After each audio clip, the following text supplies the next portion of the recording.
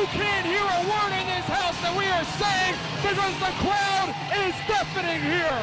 And Eric Gargiulo, I can't believe the boss has the guts to show his face back here in the States after losing the Big Japan Deathmatch Championship. You're not allowed to talk about that. Didn't you get the memo? Eric Gargiulo, the boss, got a big surprise in store for him here tonight. Your boss is right there, John House, the man that writes our paychecks and the ones in the back.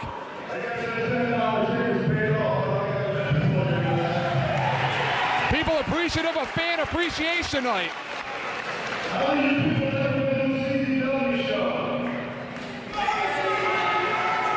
Put your hand down.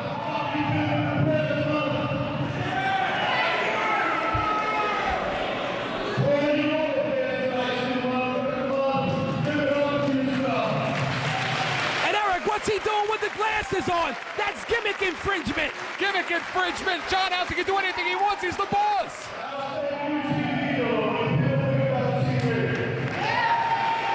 Lobo is the boss, Eric Gargiulo. Your boss is in the ring right now.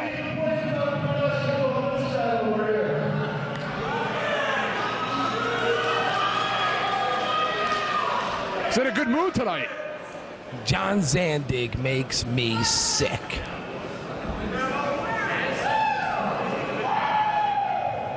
You know, since I started CZW, I made a few mistakes, screwed up a few times. Some mistakes can change, you can't undo. I'm going to start the show all night with one mistake that I made that I can't undo. Hey, Bob! It's the The bar! Wait a minute! The bar has been called out, John House! Z-Bar, the former lackey of the boss! He's been called out by Zandig! You heard what happened! He threatened him! Look at him coming! Look at him coming! Well, Eric, if the boss is going to do what I think he's going to do and fire Z-Bar, I would have to agree with his decision. Look at how cocky and arrogant Z-Bar is! You heard what he said! If Zandig puts a hand on him, he would sue him! And give the kid some credit, he's in there! Look at him, that's scared! He's got a lot of fans here, John House.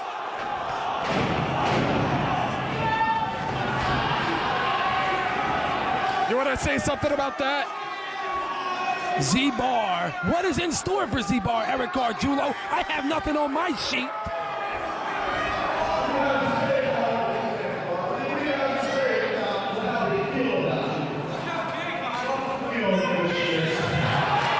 He's done that to him before when he was a lackey for him. Now he's a member of the Softcore Connection, still no respect. He didn't even give the bar a chance to speak.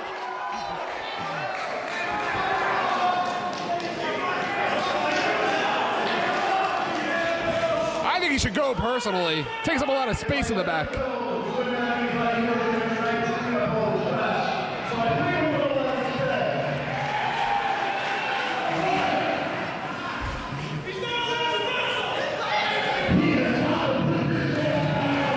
the mask! Yes! Not the mask!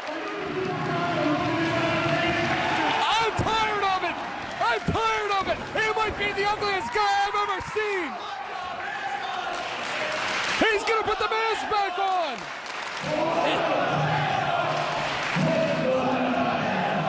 It'll make a lot of improvement on Z-Bar if he does. He might be able to pick up some chicks with that. Remember when he used to sell programs outside and he used to sit at ringside in that mask? People don't even let him wrestle. That's next, Eric Gargiulo. You cannot trust John Zandig.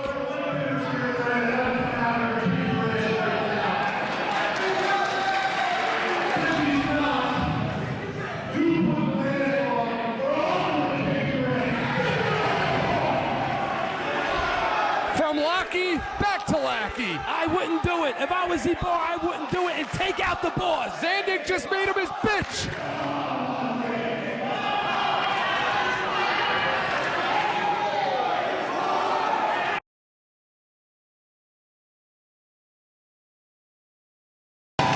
John House, this a match of our young Lions and CZW graduates of the CZW Wrestling Academy. The first one coming out to the ring right now is GQ.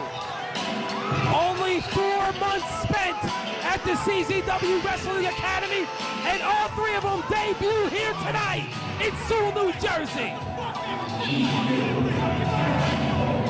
GQ very cocky and arrogant, considering he's only been training a couple of months.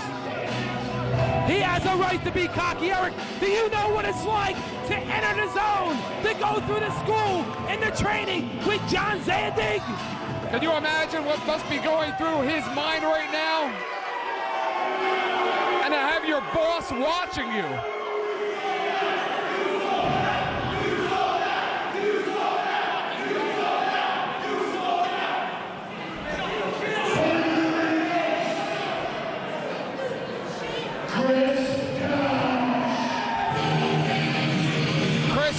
Another one of the new graduates of the CZW Wrestling Academy, the graduate with the least amount of training out of all 3 combatants. Should be very interesting to get a look at him. With the least amount of training, imagine what it could do for him in his mindset if he can walk out of here with a victory tonight. 3.5 months of training in the Combat Zone Wrestling Academy. Chris Cash, another guy that's arrogant, cocky. He is feeling it here in the zone. Imagine again, John House, what must be going through his head right now. Chris Cash has a tremendous amount of confidence going in here tonight.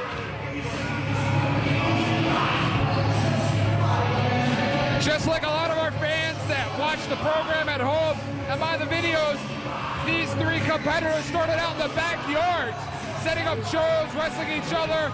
They actually paid the money, went to the school, paid their dues, and are now professionals and now know what they're doing.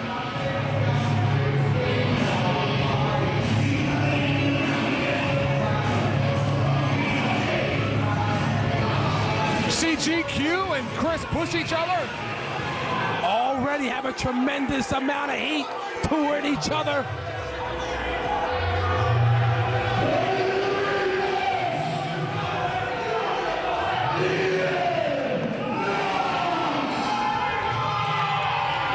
John House, of course, the final and most experienced of all of the students, the graduates here. Ian Knox, been in the school for 5 months. And look at this man, this youngster. He is ripped, he is chiseled, he has a body like an Adonis, not Adrian, of course, and he is ready to go. And this is what it's all about, Eric Arturo. Following your dream, becoming a professional, and trying to be a superstar here in CZW.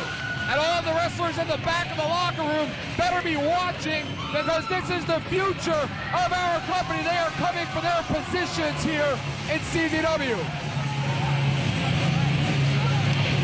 I have no idea, Eric, what to expect out of this match. They've only been in training for 4 months. Absolutely. Ian Knox, 5 months of training. GQ 4. Chris Cash, 3.5. Chris Cash a little crazy. Ian Knox has that adrenaline running.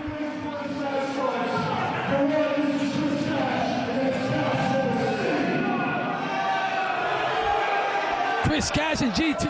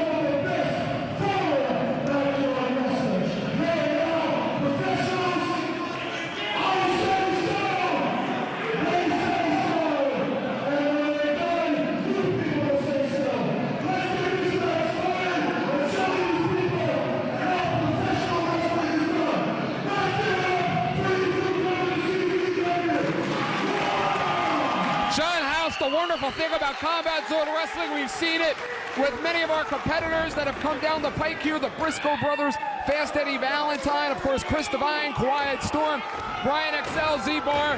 The thing about CZW is they will give any youngster the opportunity to shine, should they be granted that. They are graduates of the CZW Wrestling Academy. I believe we are going to be joined by the boss right now. Oh, God, what is he doing here, Eric? Look who's sitting next to you. Chris Cash and GQ, I like their attitudes, and Ian Knox is going to find out the hard way what happens when you try to be a good guy here in CZW. Why don't you repeat what you were saying to me before about the boss, huh? Why don't you welcome him back? What are you talking about, You know what you're talking about.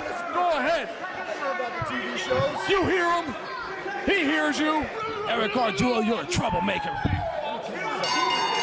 Hit him. Hit him. Hit him. Yeah. You'll be sitting home with Lobo on the couch. Yeah, you wait till Lobo gets here. Oh, now you're getting smart with the boss. And of course, GQ starting out fast with a couple of chops. Chris Crash over, a leapfrog and a big clothesline. Big drop kick by GQ. Japanese arm drag, very cocky and arrogant. And GQ is on fire, Eric. GQ has a double headlock here. Takes them over with a headlock and a head scissor. John House, what do you make of the action from these young lions of CZW? Eric, I told you I did not know what to expect from these kids, but look at this. Springboard halo. John. You hear them people saying? You don't hear that shit in the backyard. This is professional wrestling. These kids are proving what you can do with the right training. Go ahead, John House. Make another. They've only been training for 4 months, Eric.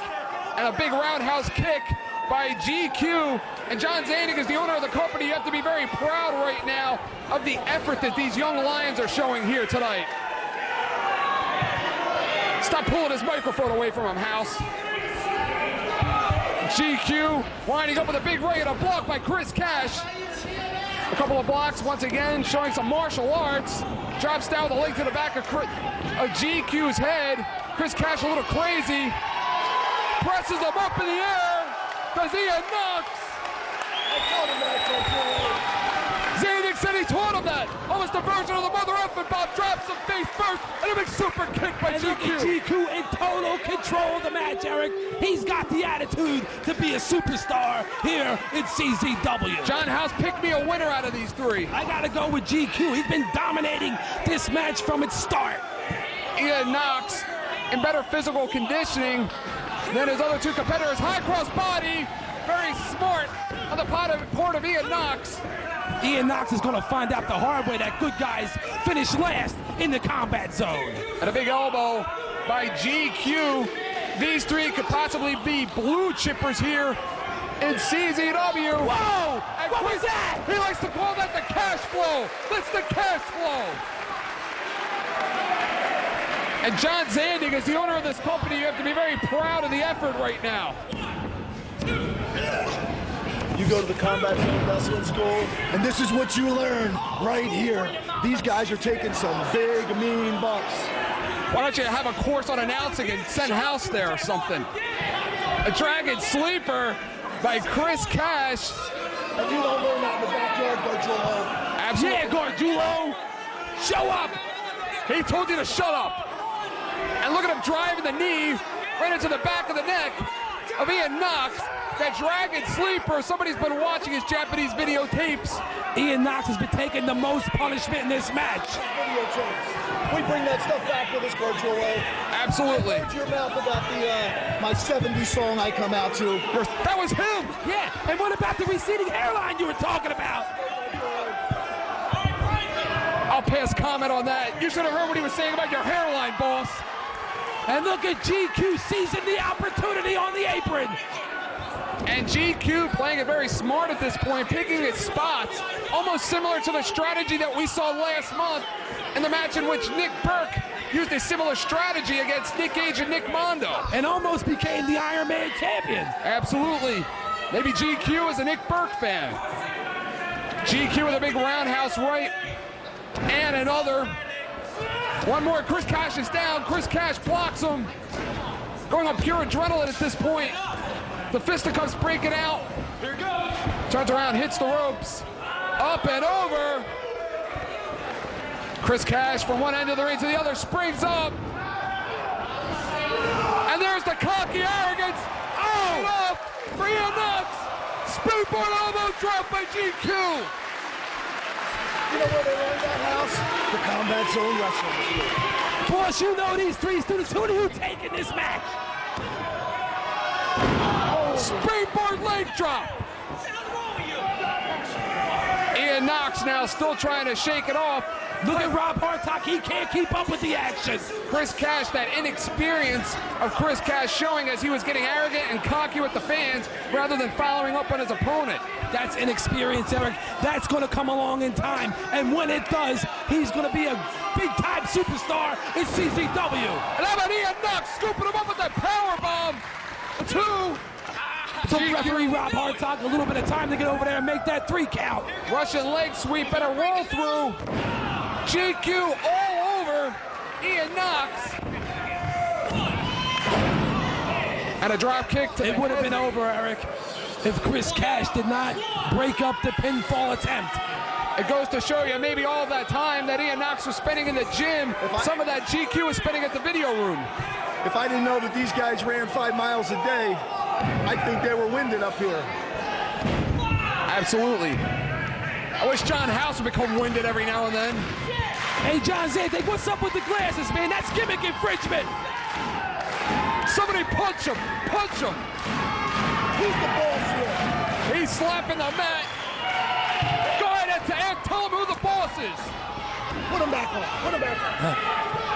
And a roundhouse. Lobo's the boss. Lobo's the boss. Sneak. And he's chopping him up. Pressing him high in the air. Turns around. Has him up. And they like to call that critical condition, John It's House. over now, Gargiulo. And Chris Cash breaking it up. Chris Cash and GQ. Obviously somebody went reneged on the deal here. GQ going for the cover. Chris Cash and GQ arguing right now. Could go any man's way. Talking about 3 guys that know each other very well, training together in that dojo. And there you go. Ian Knox with the... Ian Knox drops him on the back of their head, going up top. Who taught them that? Yeah! Ian Knox with the 100 proof. What is that? Oh my God! He learned that from me. Ian Knox has him up again, spins him around. Looked like he was going to go for a brain buster. Ducks under. And he likes to call that the Hard Knocks driver. Welcome to Knoxville, John House. What a tremendous match that was. Absolutely. What do you say about that, John House? Go ahead, They learned John out in the House. backyard? I don't think so. They learned from watching me. Or nothing from watching you. Yeah, Ian Knox stole that victory. He deserves exactly what he's getting served to him right now. And right now, GQ and Chris Cash showboating. I don't think the boss likes that too much. And he has him again, hooked for a fisherman suplex. Again, the critical condition by both wrestlers. Oh, wait a minute. What's John Zandig doing now? He got no business being in there. Oh, now you're a big shot. Now you're a big tough guy. You're a big brave man. He got no business being in there. The match is over. Go back to Japan. You should be ashamed of yourself. How dare you, John House, make all of those comments for 2 months and sit here and backtrack. Yeah, but Eric, what are you talking about? I said it to his face. You said nothing. I said it to his You face. pulled the microphone away. You had no idea what you were talking about. Now they're checking on the condition of Ian Knox. Hey, look who's back. Oh, now all of a sudden, the boss is concerned. He wasn't concerned about Lobo. He's concerned. Ian Knox, ladies and gentlemen, there you go.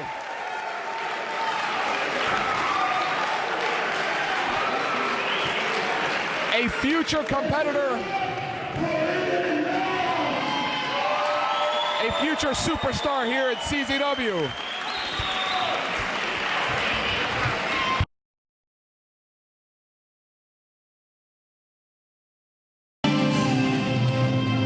That is Pastor Jim.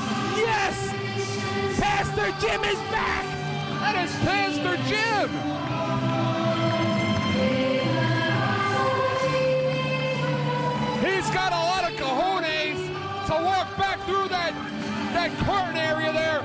in to get out in the ring and interrupt the boss. Is he insane? Does he have a death wish? That's Pastor Jim, Eric. What are you talking about? He's sending her. What's he doing? I think he was just trying to feel up our timekeeper.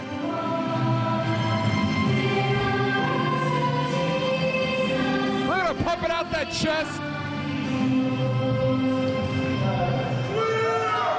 Great to see Pastor Jim back. Hell being the key word.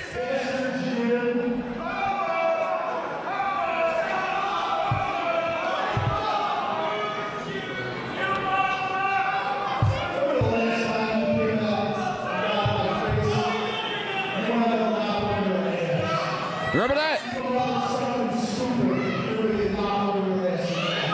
He got wise during the Jimmy Washington Cavalcade of Stars. Fellas, are they over 12? What's going on here? It must be the boys' soccer team. The boys' soccer team. Oh, wait a minute. There's Chris Devine. Quiet Storm.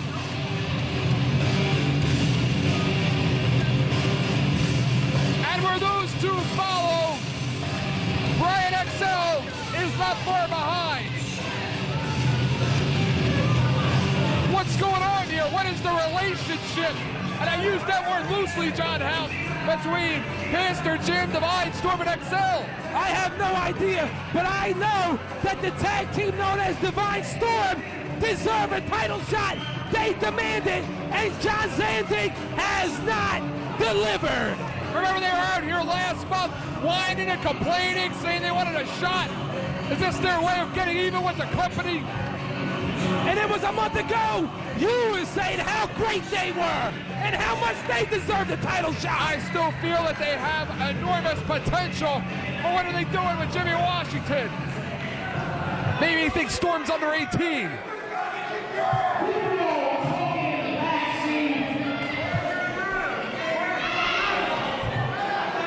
Spit it out.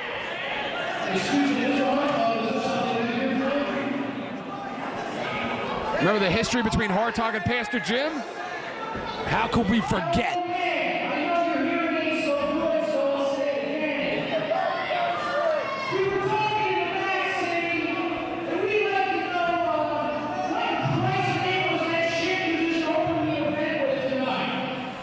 What is he talking about?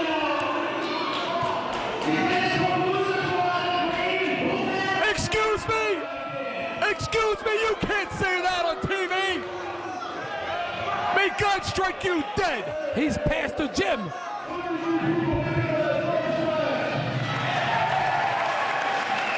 Clap! Yeah, the geniuses out here, they do nothing but hand off one run and trash it on the internet. It's got a lot of courage. See all Pastor this Jim, Eric. You remember him? Wait a minute! Are you kidding me? The Hate Club! Yes! The Hate Club! The Hate Club are back in June! Yes! The most dominating tag team in the history of CZW. Almost 2 months they were apart as Nate Hatred was on a brutal and sadistic tour of Big Japan Pro Wrestling, and they are back. John Zandig is shaking in his boots. John Zandig has not moved an inch. He has stared into the eyes of his former partner at one time, Hardcore Nick Gage, and he don't like Nate Hatred one bit. It's a distant memory, Eric Gargiulo. And look at Rob Hartog in there to back up the boss.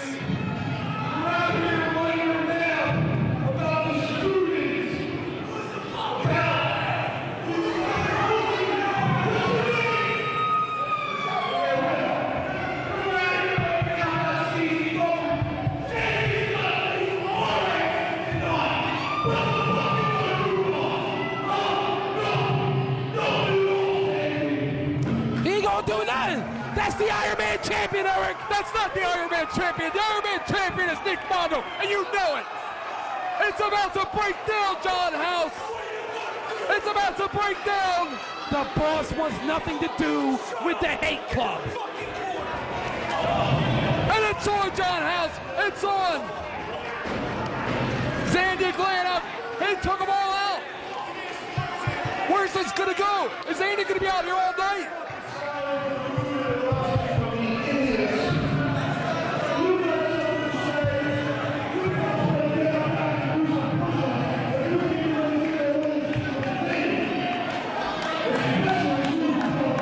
Notice how John Zandig sucker punched him. There's a lot of underlying tension between Zandig and Nate Hatred. And look at Rob Hartog kissing up to John Zandig. And did you see Zandig spit on the former Iron Man champion?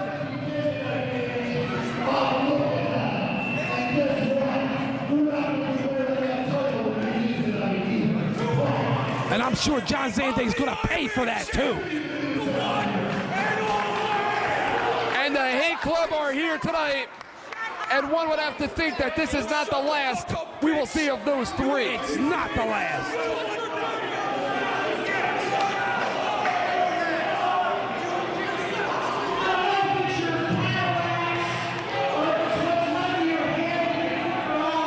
He just made a hair joke. Didn't he read the memo?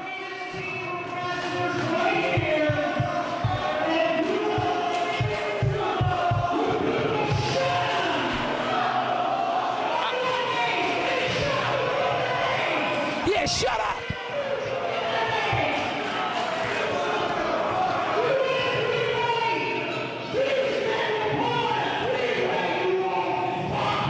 It's on, John House. It's a three-way between Divine Storm and Excel.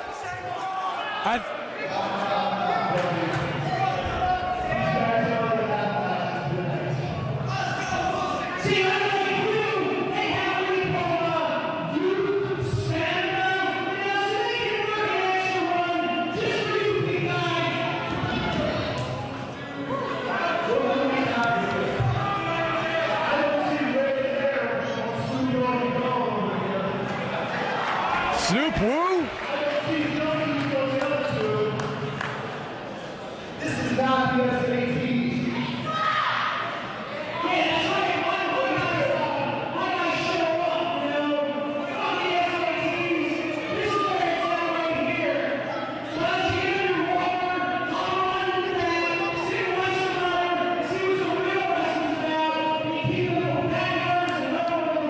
All right, enough already.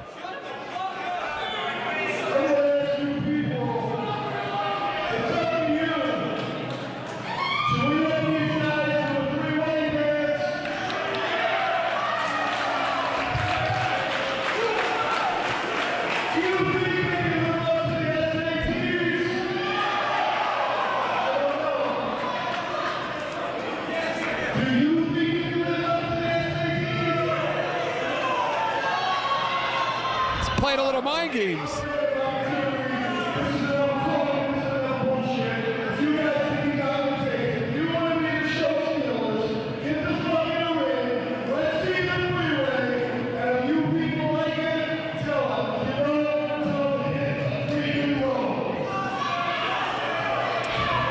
And John House, one would have to question the advice and leadership of Jimmy Washington.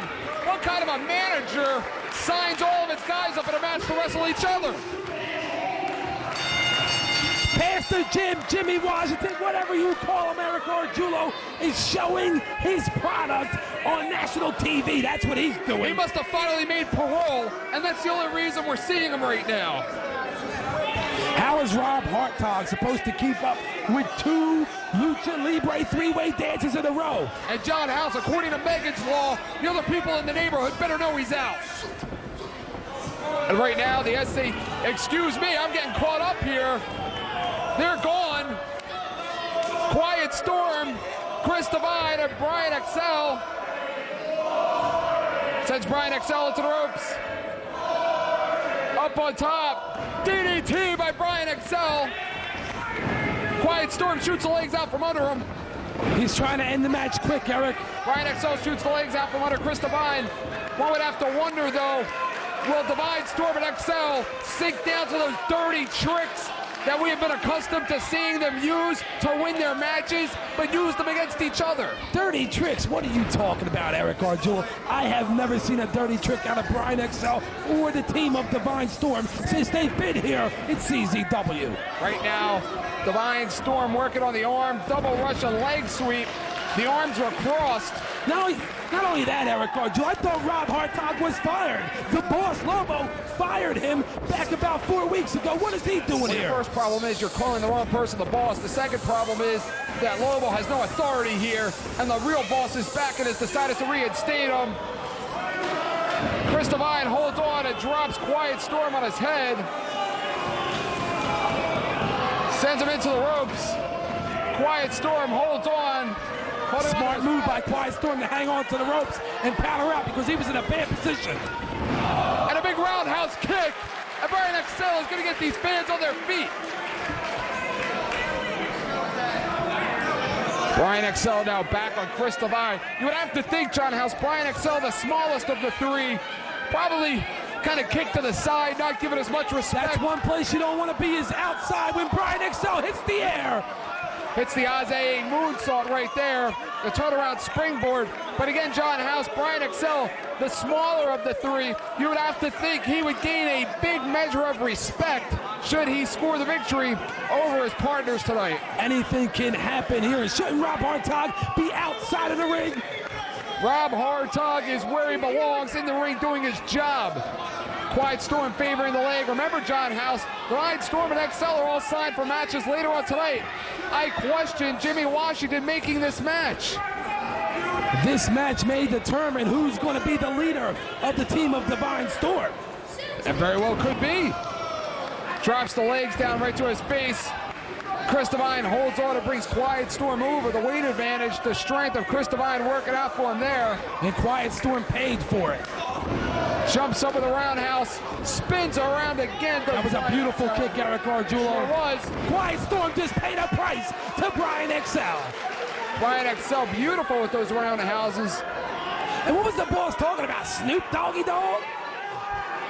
No comment. Whoa! Whoa! That's Brian XL with the XL Rana. Not enough. That should have been it if Chris Divine would have just minded his business. And Chris Divine likes to call that the real deal, John House. Just like this match we're seeing right now. A half Nelson German suplex. Chris Divine. And Storm and XL work together. Great double team maneuver, but why is Jimmy Washington, Pastor Jim, doing this, Eric Arjula? I have to question the strategy of Pastor Jim in signing such a match. He hits this, it's over. And he likes to call that the Saskatchewan Butterfly Double Arm Super Stretch. It's over, Eric. Look at that. John House, that was the Saskatchewan Butterfly Double Arm Super Stretch. Whatever you just said, Eric, but I have never seen that in my whole 20 years existence in the wrestling business. Quiet Storm the victor here. Maybe he's the leader now. Or maybe Jimmy Washington, Pastor Jim will just keep Quiet Storm and drop the other two losers. Very possible. Quiet Storm, the winner of that one, favoring the leg. One's got to wonder how that will play into things later on this evening.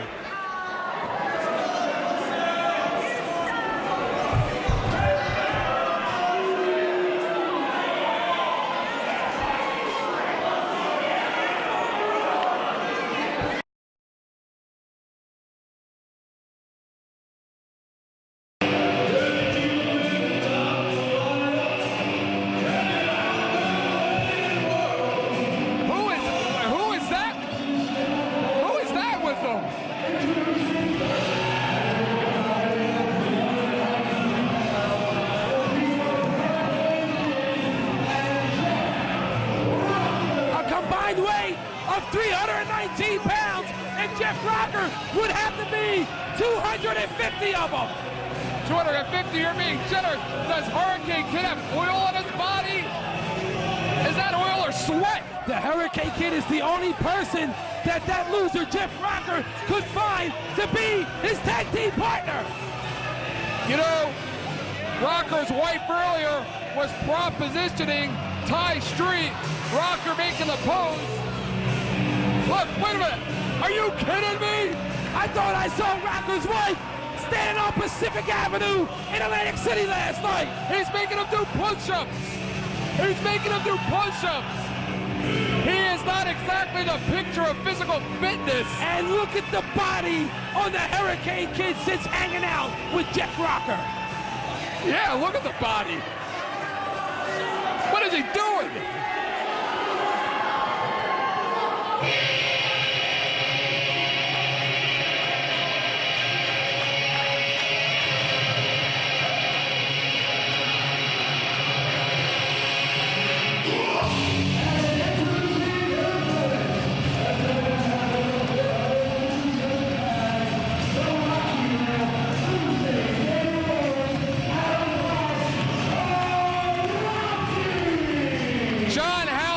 Tonight came to the arena expecting a World Tag Team title match because Lobo had promised to reward them.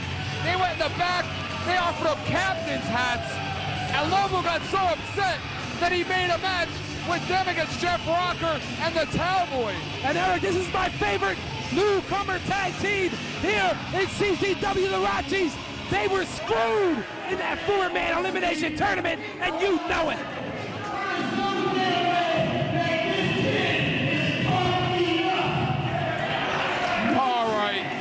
Enough of the puns.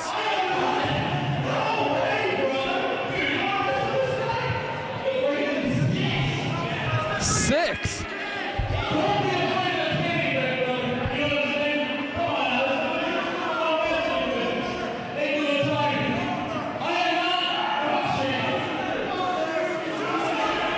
Remember, it was Jeff Rocker that brought the Rockies into CZW.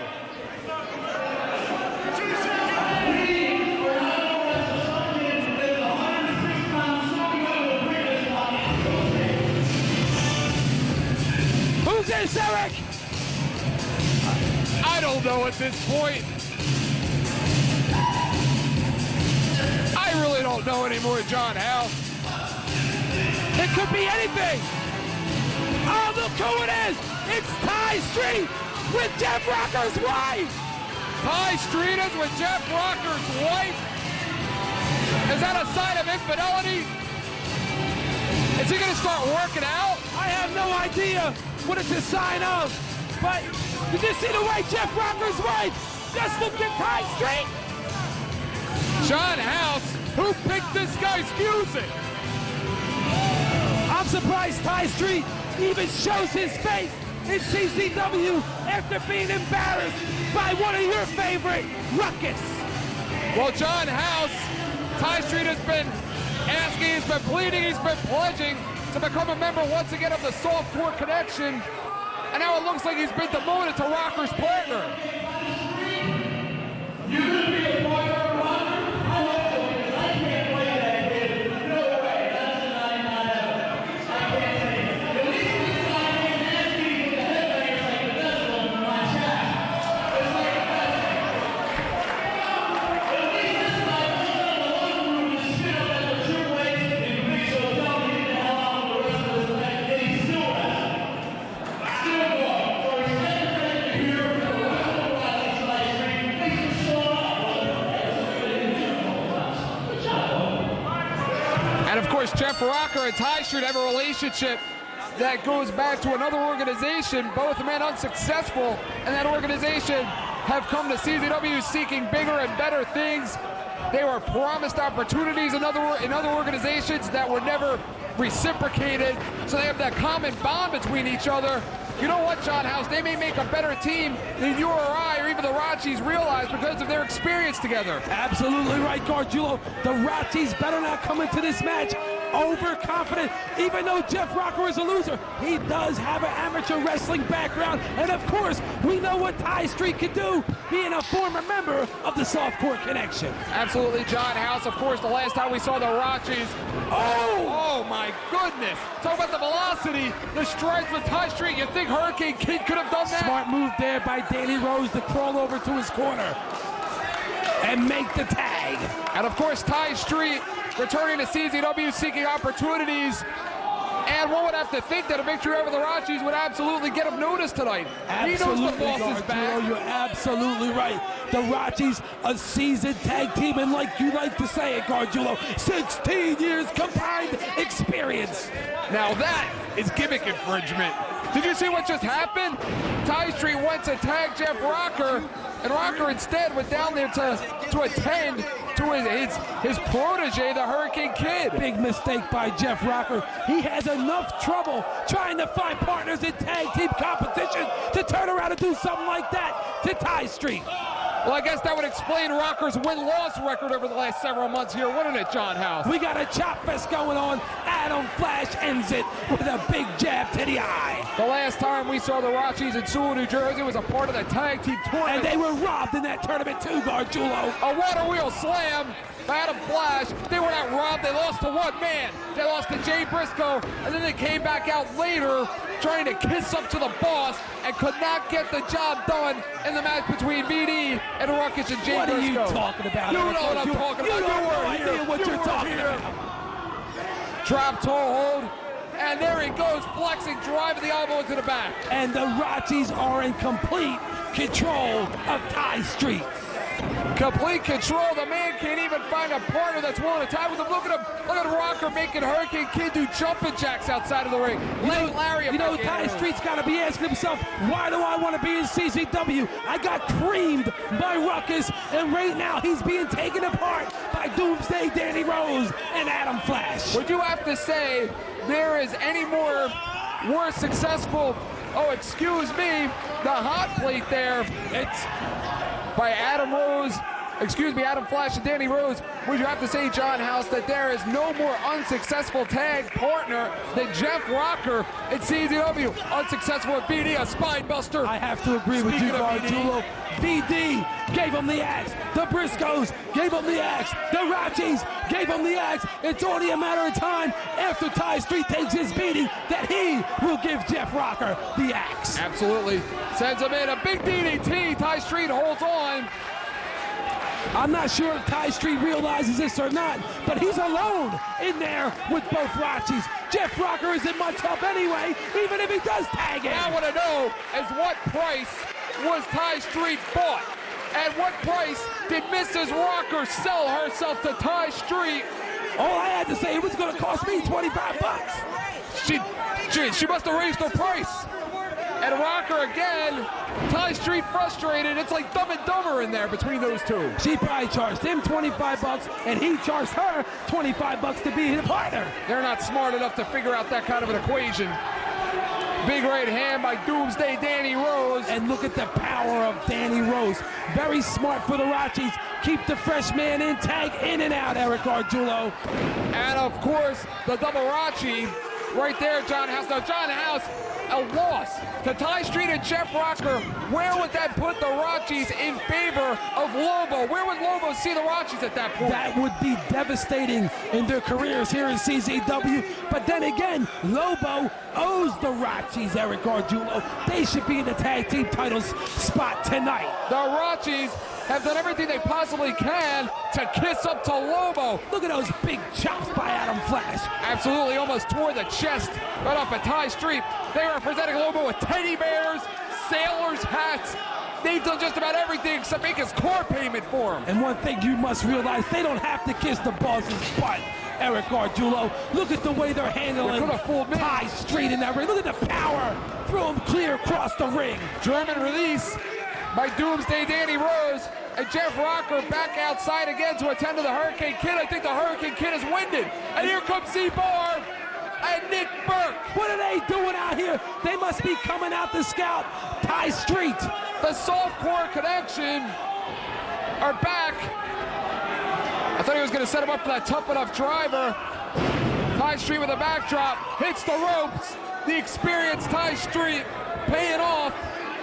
Knocking Adam Flash off the top. Adam Flash was undoubtedly going for that top rope leg drop. The Splash-matic. He likes to call that the Splash-matic. Adam Flash in the wrong place at the wrong time, but he had enough presence of mind to roll over to his side of the ring. And Z-Bar looks absolutely great with that facelift, don't you think, John House?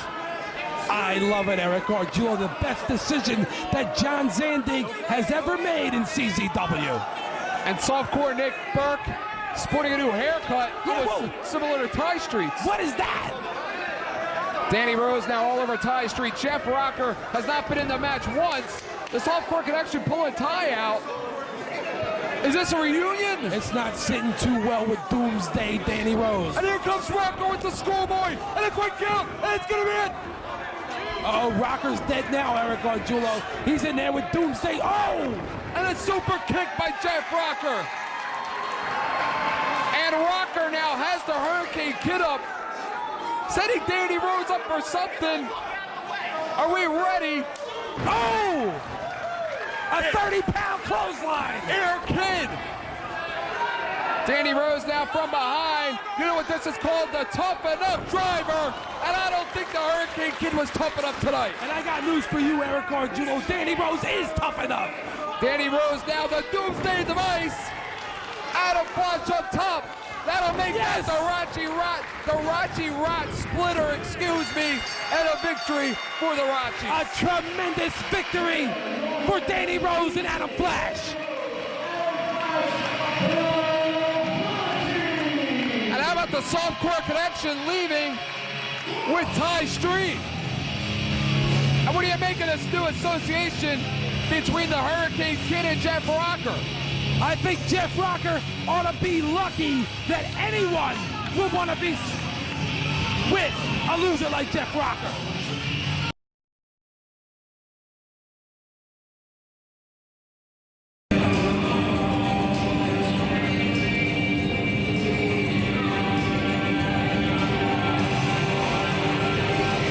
And it looks like the Softcore Connection with Ty Street, I don't know if he's a member, are making their way out to the ring.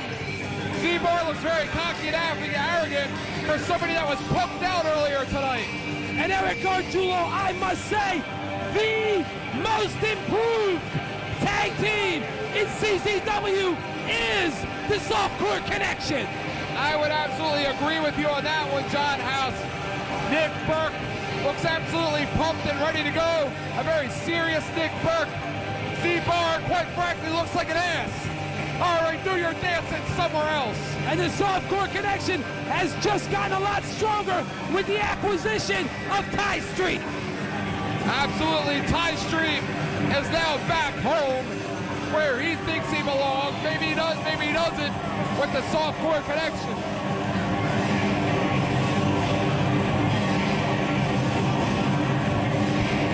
And there you go, Nick Burke, the former World Heavyweight Champion, out here and looking jacked.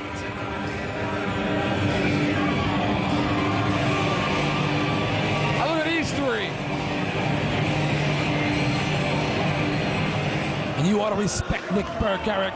They're not even supposed to be out here, John He's going to House. defend our honor in the next tour of Japan.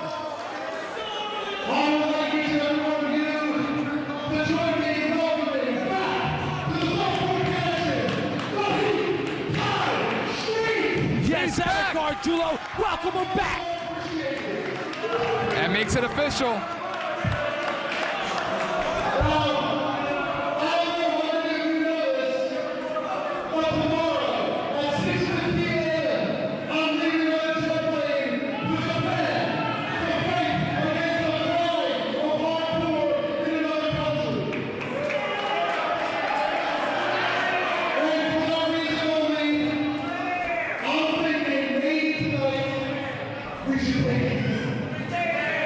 Is he sandbagging it?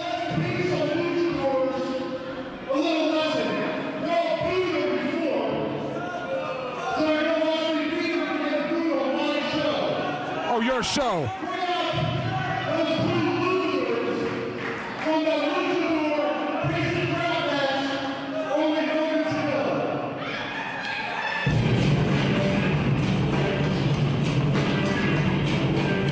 I don't know which two it's going to be. I would imagine it's going to be Chris Devine and Brian Excel.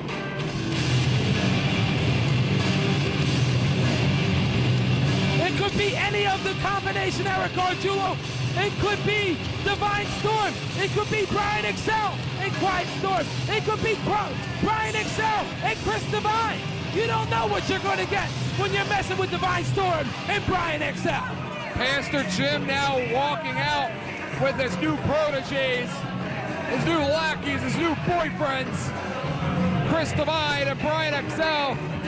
John House, if there has ever been a more outstanding matchup between two up-and-coming tag teams here in CZW, it is definitely this one.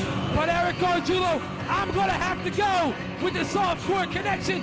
Nick Burke, you know it, former world champion, Daddy. Z-Bar, this guy just got punked out in front of 400 people, made to put his mask on, and he's making fun of Brian XL and Chris Divine.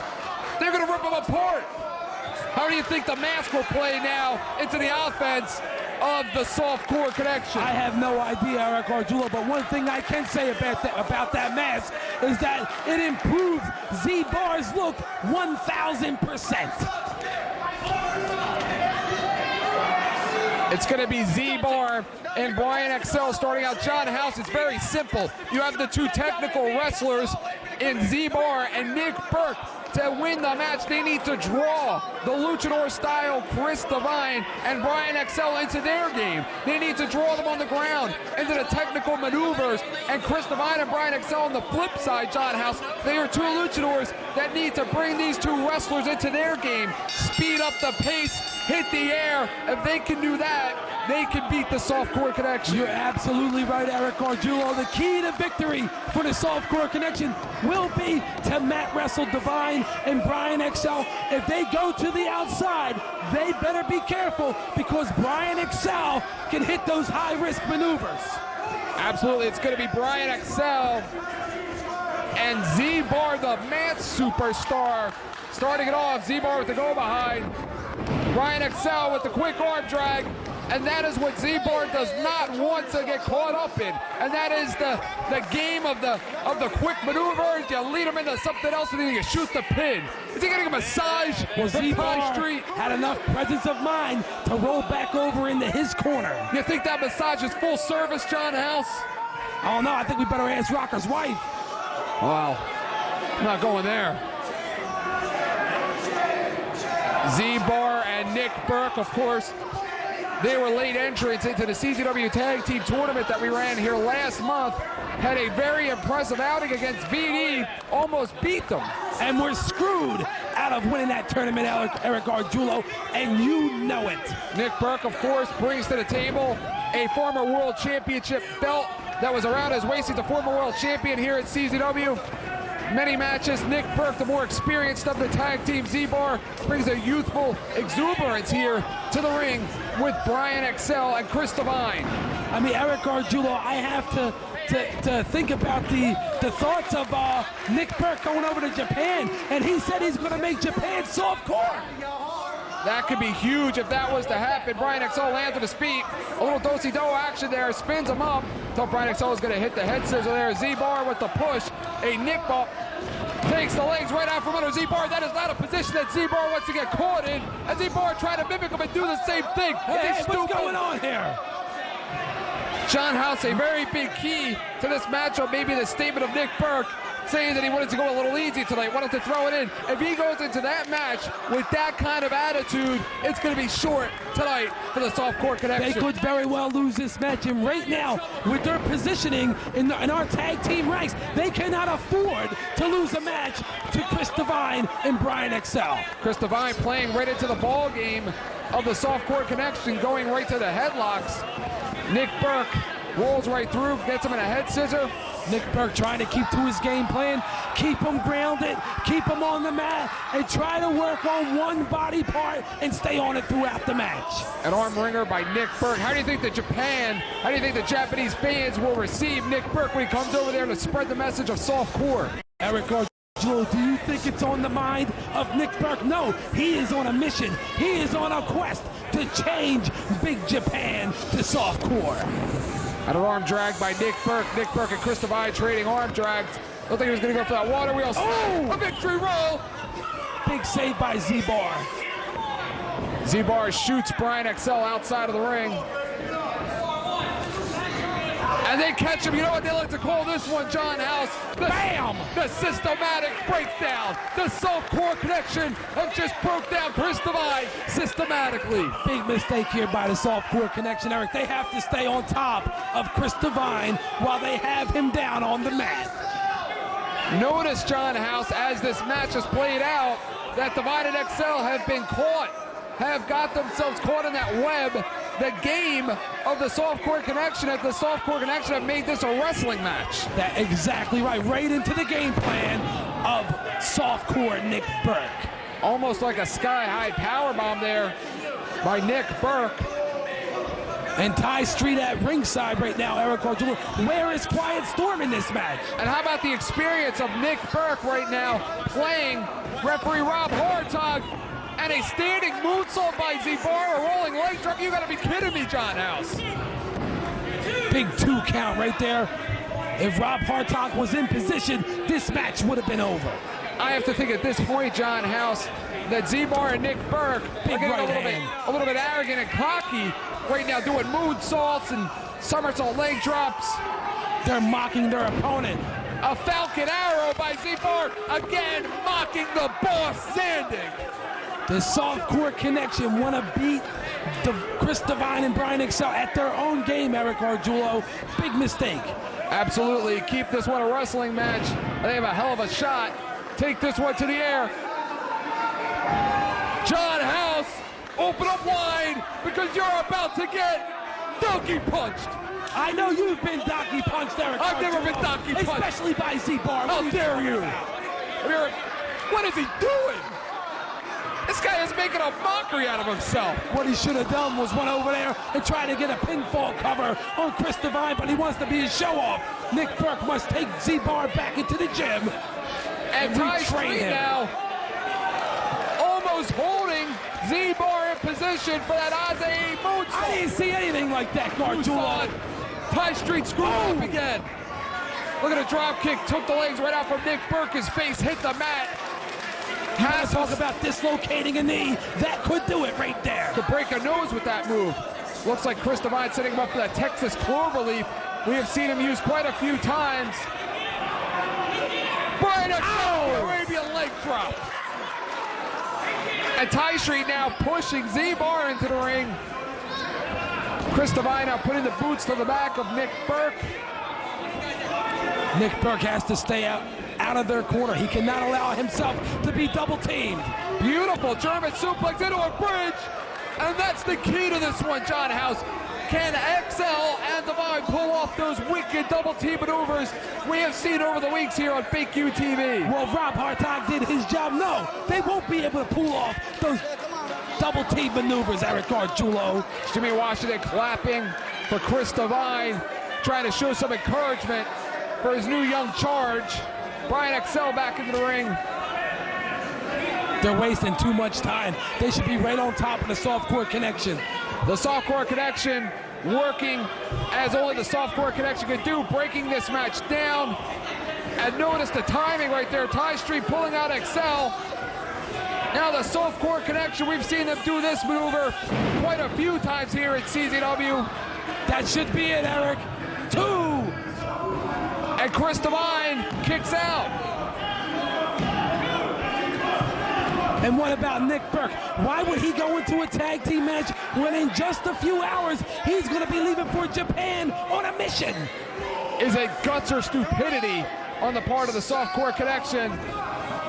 Nick Burke hasn't been the same for the last 15 months when he was powerbombed off the concession stand. Nick Burke with the Oriental Scorpion. Excuse me, on Chris Devine. Look at the athleticism, the flexibility of Nick Burke. Chris Devine holding on for dear life right now, edging his way towards that rope. You know, it's quite a different ball game from the Tomboy and the Hurricane Kid, in which Devine, Storm, and XL wrestled. What are you talking about, Eric Garjulo? Sometimes I don't think you watch what's going on in the ring. And right now, Rob Hartog about to become a softcore sandwich. Looks like a menage a trois in there. Rob Hartog's dream. And Nick Burke As Chris Devine puts the boot on top of him. Beautiful tag there by Nick Burke.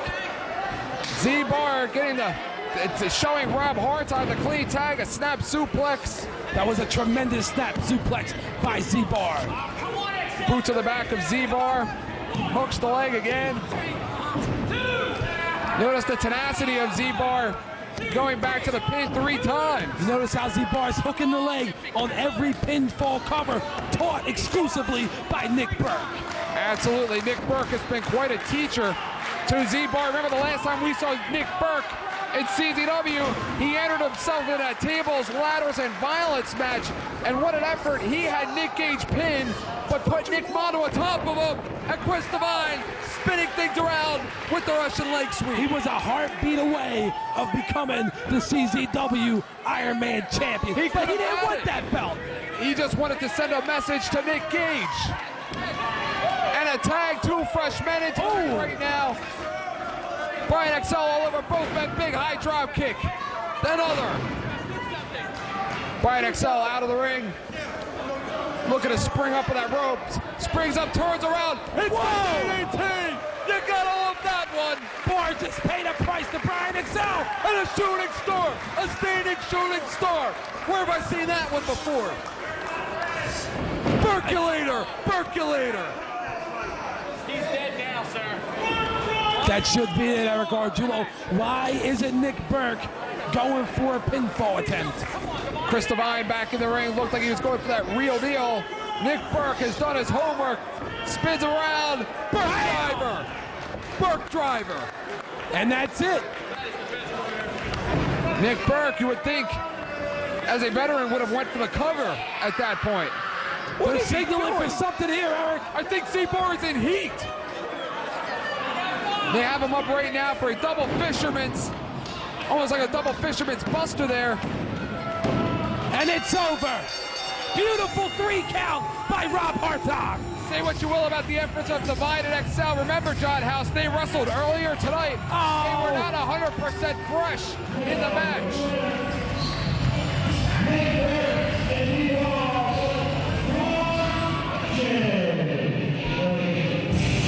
All right, enough of this shenanigans. A loss is a loss, Eric Arjulo. Stop making excuses for Brian XL and Chris Devine. And Nick Burke will head over to Japan 1-0 here tonight in CZW.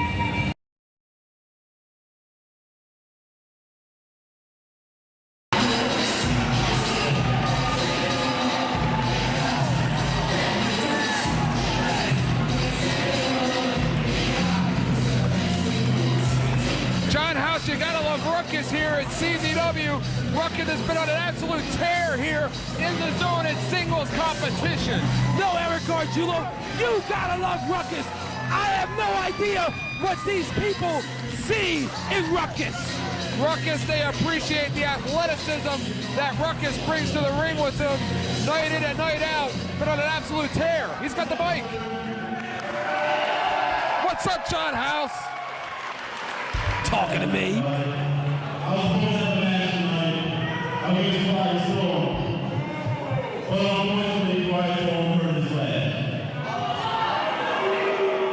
Looks like we're not gonna have a match. Oh, how dare him. They're back, John House. Yes, they're back. They are back. Talk about 2 guys that have something to take up with Ruckus. Trent Aston and Johnny Kashmere, just fresh from a tour of Big Japan Wrestling. John House, it was on August the 19th in which they defeated Vince Teo and Drew Kasai in a match in which awarded them not only the CZW World Tag Team Championship, but Drew Kasai's CZW Junior belt went to Trent Aston. Teo's Big Japan Junior belt went to Kashmere. That's it, Eric Arjulo. You're looking at him, Johnny Kashmere and Trent Aston, the 2 greatest junior heavyweights in the world today. Johnny Kashmere, the first junior heavyweight ever to bring the Big Japan title here to America. Johnny Kashmere, for a guy that just won 2 belts, looks very upset. I don't get it with Kashmir. He's not right upstairs. He's got a few screws loose. I think you blame him. He's sick of people like you and John Zandig putting their nose in his business all the I time. supported him for months. Real disappointment as far as I'm concerned. Shut up, Gargiulo.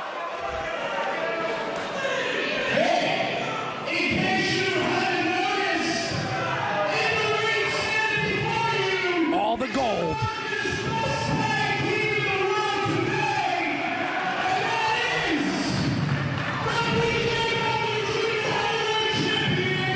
Yep.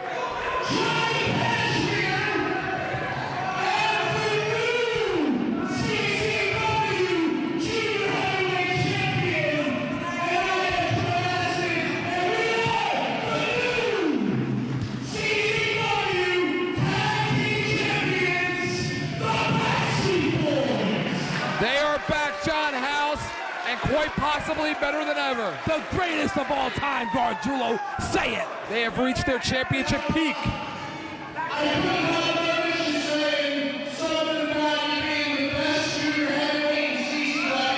These two have a lot of issues that were left off when Acid went to Japan. How dare Ruckus say that? How dare you?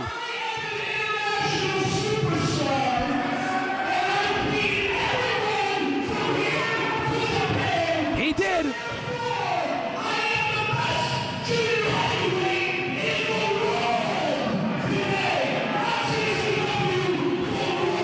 What about Kashmir? Couldn't he stay claiming that? Don't start anything, Eric Gargiulo. There you go, Kashmir. Work he I think we got problems, John House. There's no problems. There's problems.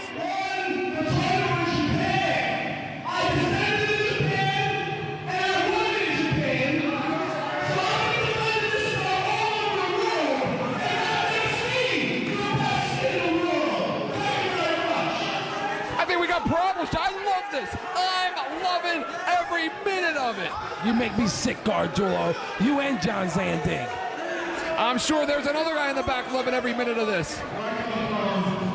It's about being president, not vice president. I'm the best in the world.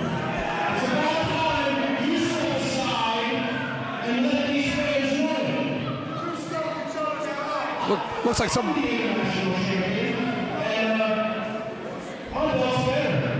Looks like somebody's got an identity crisis in there. The only American ever to bring the Big Japan Junior title to the States. Hey, who do you think's better? Who do you think's better? Don't even try it, Gargiulo. And they are attacking Ruckus. This was all a setup. And Trent Acid's former partner, John Zandig, is the big deals. Oh, what is he doing here?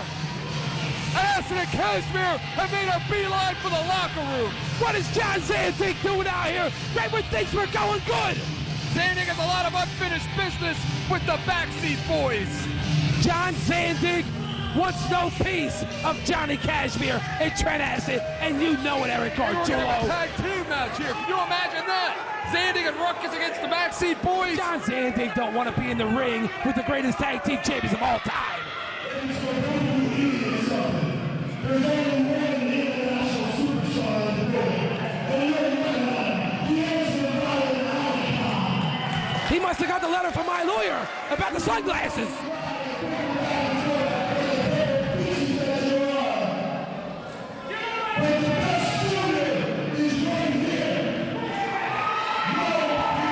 There you go, a man who He was makes never me sick.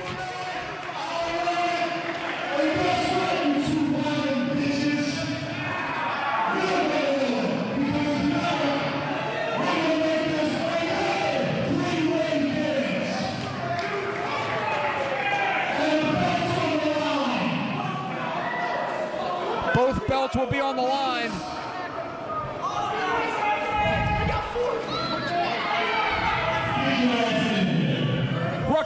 Ruckus is not backing down. A similar situation in which the Backseat Boys won those belts.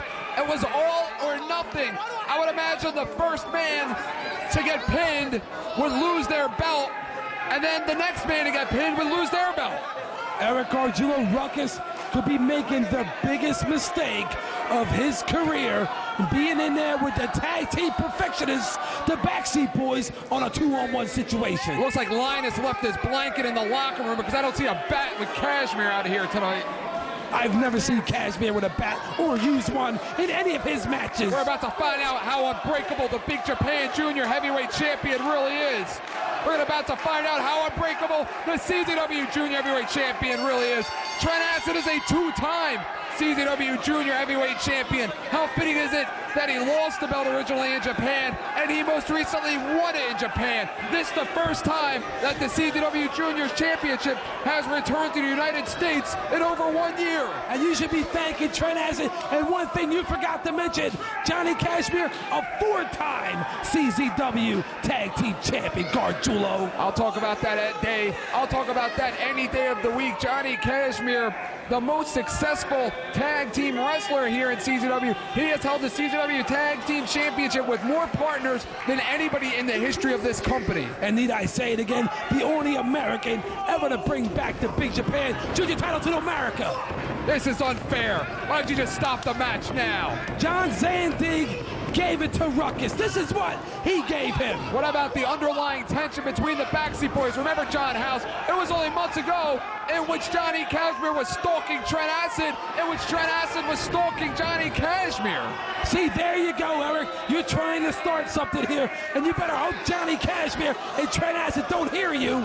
Johnny Cashmere was never able to pin Trent Acid in the United States, but John House, on the most recent tour of Big Japan, Johnny Cashmere and Trent Acid did wrestle each other in a singles match, and Cashmere, I believe, came out the victor. Look at that big knee to Ruckus. Ruckus in big trouble with a bulldog by Cashmere.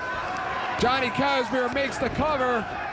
Now, if Cashmere pins Ruckus, then would he have to wrestle Acid? And if that happens, what will happen at that point? Will they wrestle each other? John House, I wonder who's better. What's the matter with you? You consistently try to create problems with Johnny Cashmere and Trent Acid. I'm not trying to cause any problems, but let's face it, Johnny Cashmere was unable to pin Trent Acid over the last few months. Trent Acid embarrassed Cashmere, interfering and causing him to lose to people like Z-Bar and the Talboy. You don't think Cashmere remembers that? You know, I question the boss's mental state right now, Eric Gargiulo. It was him for months, and he said it himself that Trent Acid is the greatest junior heavyweight in the world today. Well, thank you very much, John House. You're a hypocrite because I assume you're referring to Zandig as the boss. You just called him the boss. You're a hypocrite. I don't know what you're talking about. You know what I'm talking about. Rewind the tape. You make me sick. Look at Cashmere's eyes. Look at Cashmere's eyes. Those eyes are not two eyes that are on a sane man. That man is insane. He has clinical problems. Spit it out, Gargiulo. He's unbreakable. He needs to be institutionalized. It's unbreakable, Johnny Cashmere. To you, Eric Gargiulo. And look at them just making a mockery out of Ruckus right now. And they should.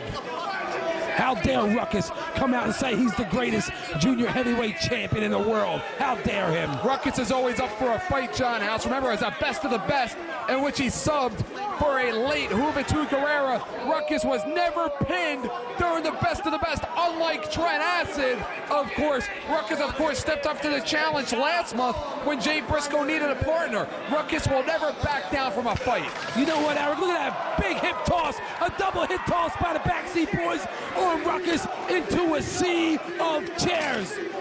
And Trent Acid going nuts with the chairs on top of Ruckus.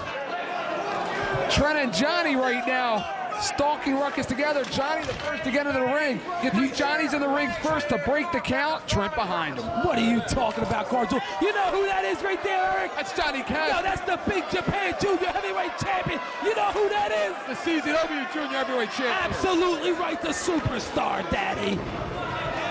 John House, Zandig could not trust Trent Acid. The wife beater could not trust Johnny Cashmere. What makes Trent Acid and Johnny Cashmere think that they could trust each other? All it takes is one of them, just one of them, to not follow the plan, and everything will go awry. Man, what's going on? And Ruckus with the badass. move should be outlawed. That's illegal. There is nothing illegal about that maneuver.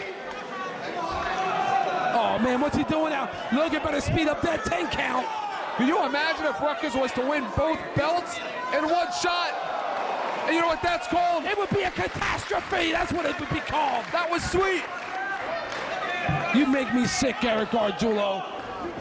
You're a biased announcer. I am by nothing, and I will repeat that until the day I die. And Ruckus has heard enough from Trent Acid, all the bragging, all the cocky arrogance. Did you hear the interviews? The interviews that Trent Acid gave on Samurai TV, where he made fun of Teo and Kasai, even doing some jokes about Ruckus. Ruckus missed his razzle-dazzle. He likes to call this one the Parker. Ow! Ruckus doesn't even deserve to be in the ring with the Backseat Boys. And Johnny Cashmere misses the spear. Ruckus behind him. Ruckus with the razzle-dazzle. Oh no, this isn't fair, Eric.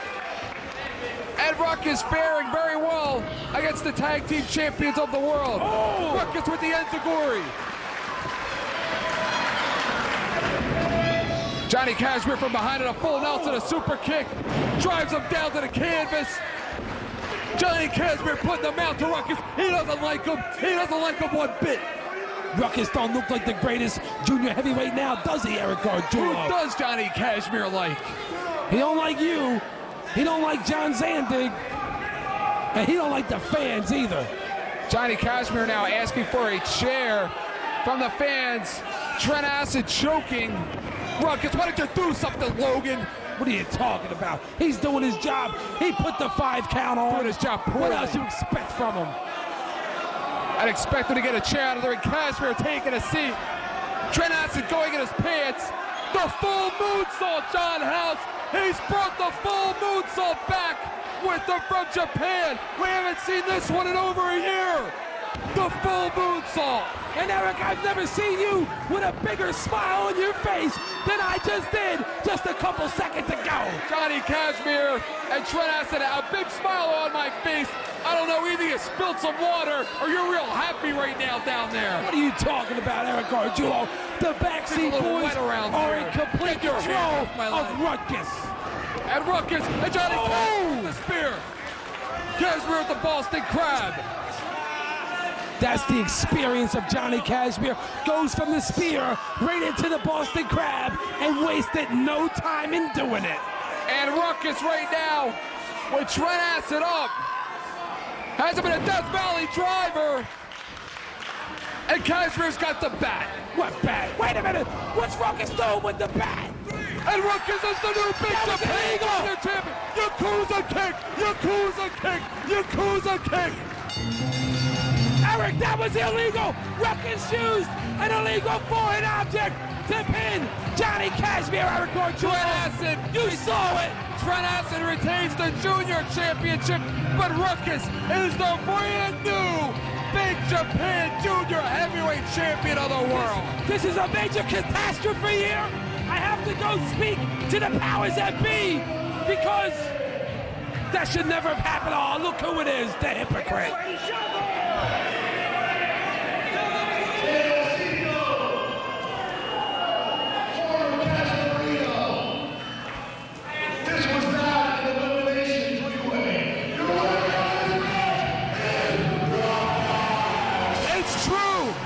It's true! No! He pinned him and that's it! He won the match! It was not elimination! What are you talking about, Eric? You think Trent Acid would have saved his partner, Johnny Cashmere, from getting pinned if he knew that? Don't even go there, Eric!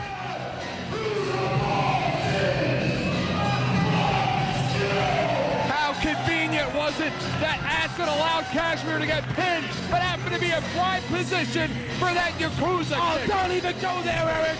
Don't even start! Don't even start! John House, the boss, is back!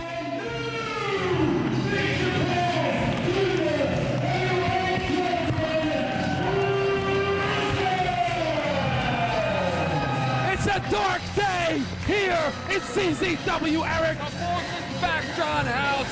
The boss is back.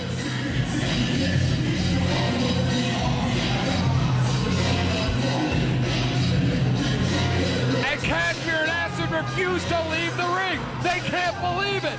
Their plans. They were robbed, Eric. They were robbed. Their plans were foiled. I can't believe this. Maybe it wouldn't have happened if Trent Acid was not waiting for that Yakuza kick and decided to save his partner. I can't even believe you would think Trent Acid would do something like that. You make me sick.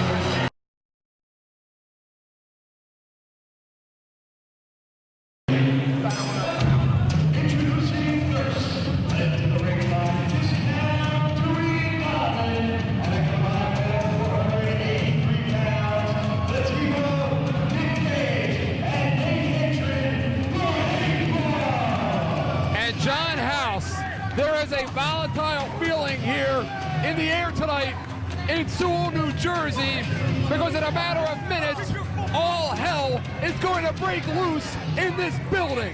And say it, Eric Gargiulo, I know you want to.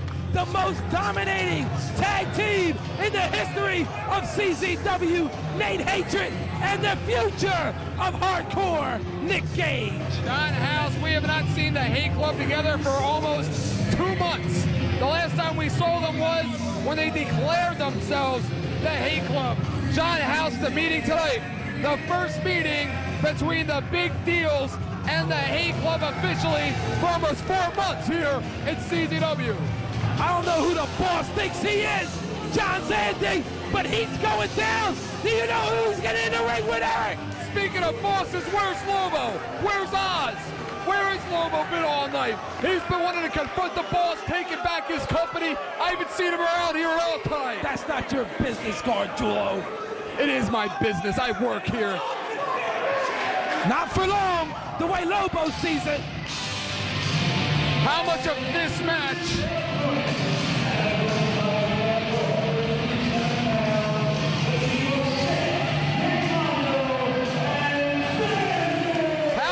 How much of this match do you think will remain in center ring, John House?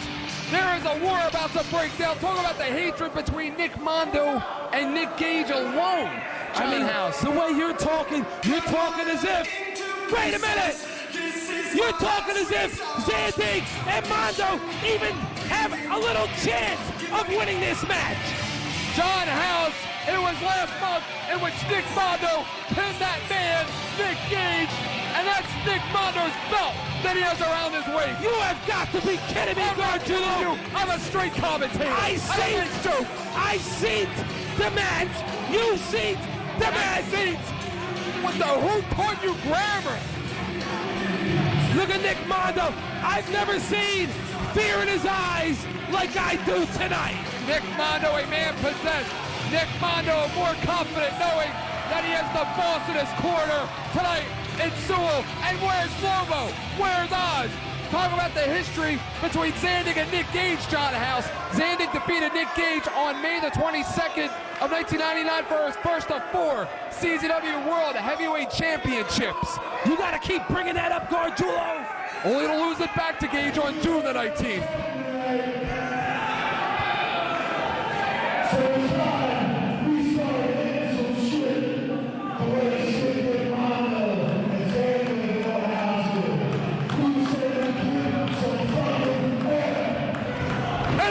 John House. Oh, you see how John Zandig just sucker punched Nick Gage? Let me finish the history. Gage and Zandig were once very successful tag team partners, holding both the CZW and Big Japan World Tag Team Championships.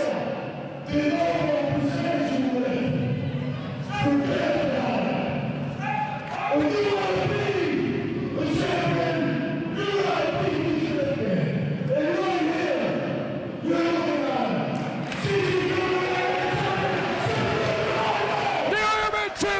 wants his belt back, John House.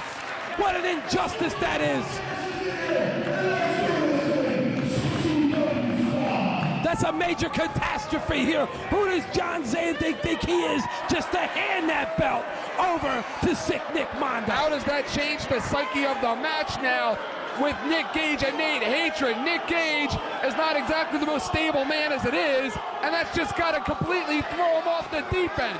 I mean, Eric, we've seen a lot of great tag teams here in CZW, but you, I think, would have to agree with me that Nick Gage and Nate Hatred are the most dominating tag team in the history of CZW. They were until the Briscoes beat him, and you know what? Nick Gage is a baby. He's a sore loser. Nick Gage cannot take the fact that the Briscoes beat them for the tag team championship. He came out here and broke the arm of Mark Briscoe. Get over it, Gage. You lost. What are you talking about? You know what I'm talking about. They defended their belts against them 100 times. They beat them one time. They're 1-99 against Nick Gage and Nate Hatred. And look at what we have right now. Iron Man champion Nick Mondo against former Iron Man champion Nick Gage. Mondo and Gage picking up exactly where they left off last month here in Sewell, New Jersey. Nick Gage is no pushover. He is a two-time World Heavyweight Champion here in CZW. The very first World Heavyweight Champion, winning a Battle Royal on March the 27th, 1999. A former three-time Iron Man champion, and I use that term loosely. I guess it's two now after what just went down with Zandig. Well, you know what? That's the only way that John Zandig would have got that Iron Man title off of Nick Gage, would be just to take it and give it to sick Nick Mondo. Nick Mondo doesn't deserve to be the Iron Man champion. Last time these four men were in the same ring was during an impromptu brawl in Smyrna, Delaware on July the 14th. And Nate Hatred showing that strength and that power. The wars in Japan with him and Sekimoto were bloody and violent, and made Gage that much more of a sick, sadistic individual. And did you see the power of Nate Hatred? He's going to beat the hell out of Mondo, just like he did in that match in Smyrna, Delaware. Nate Hatred's wars with Sekimoto, excuse me.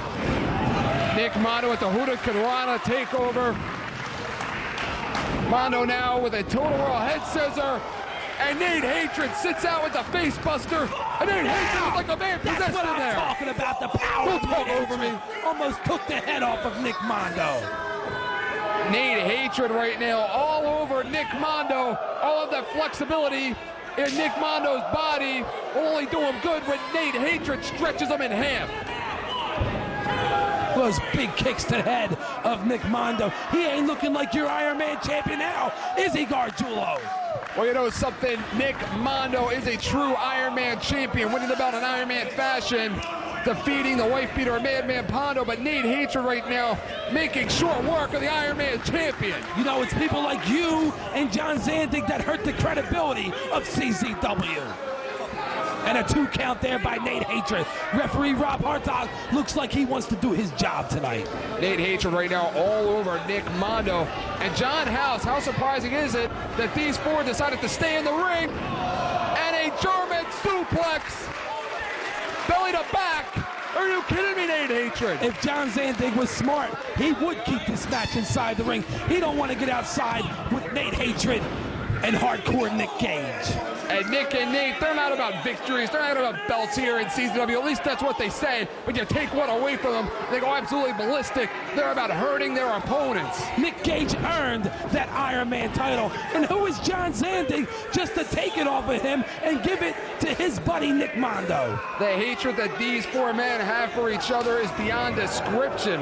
They will put their bodies through enormous amounts of pain just because they don't give a damn about a victory. They're just in there to hurt somebody. Look at that big chop by Nate Hatred. Took Mondo right down to the mat.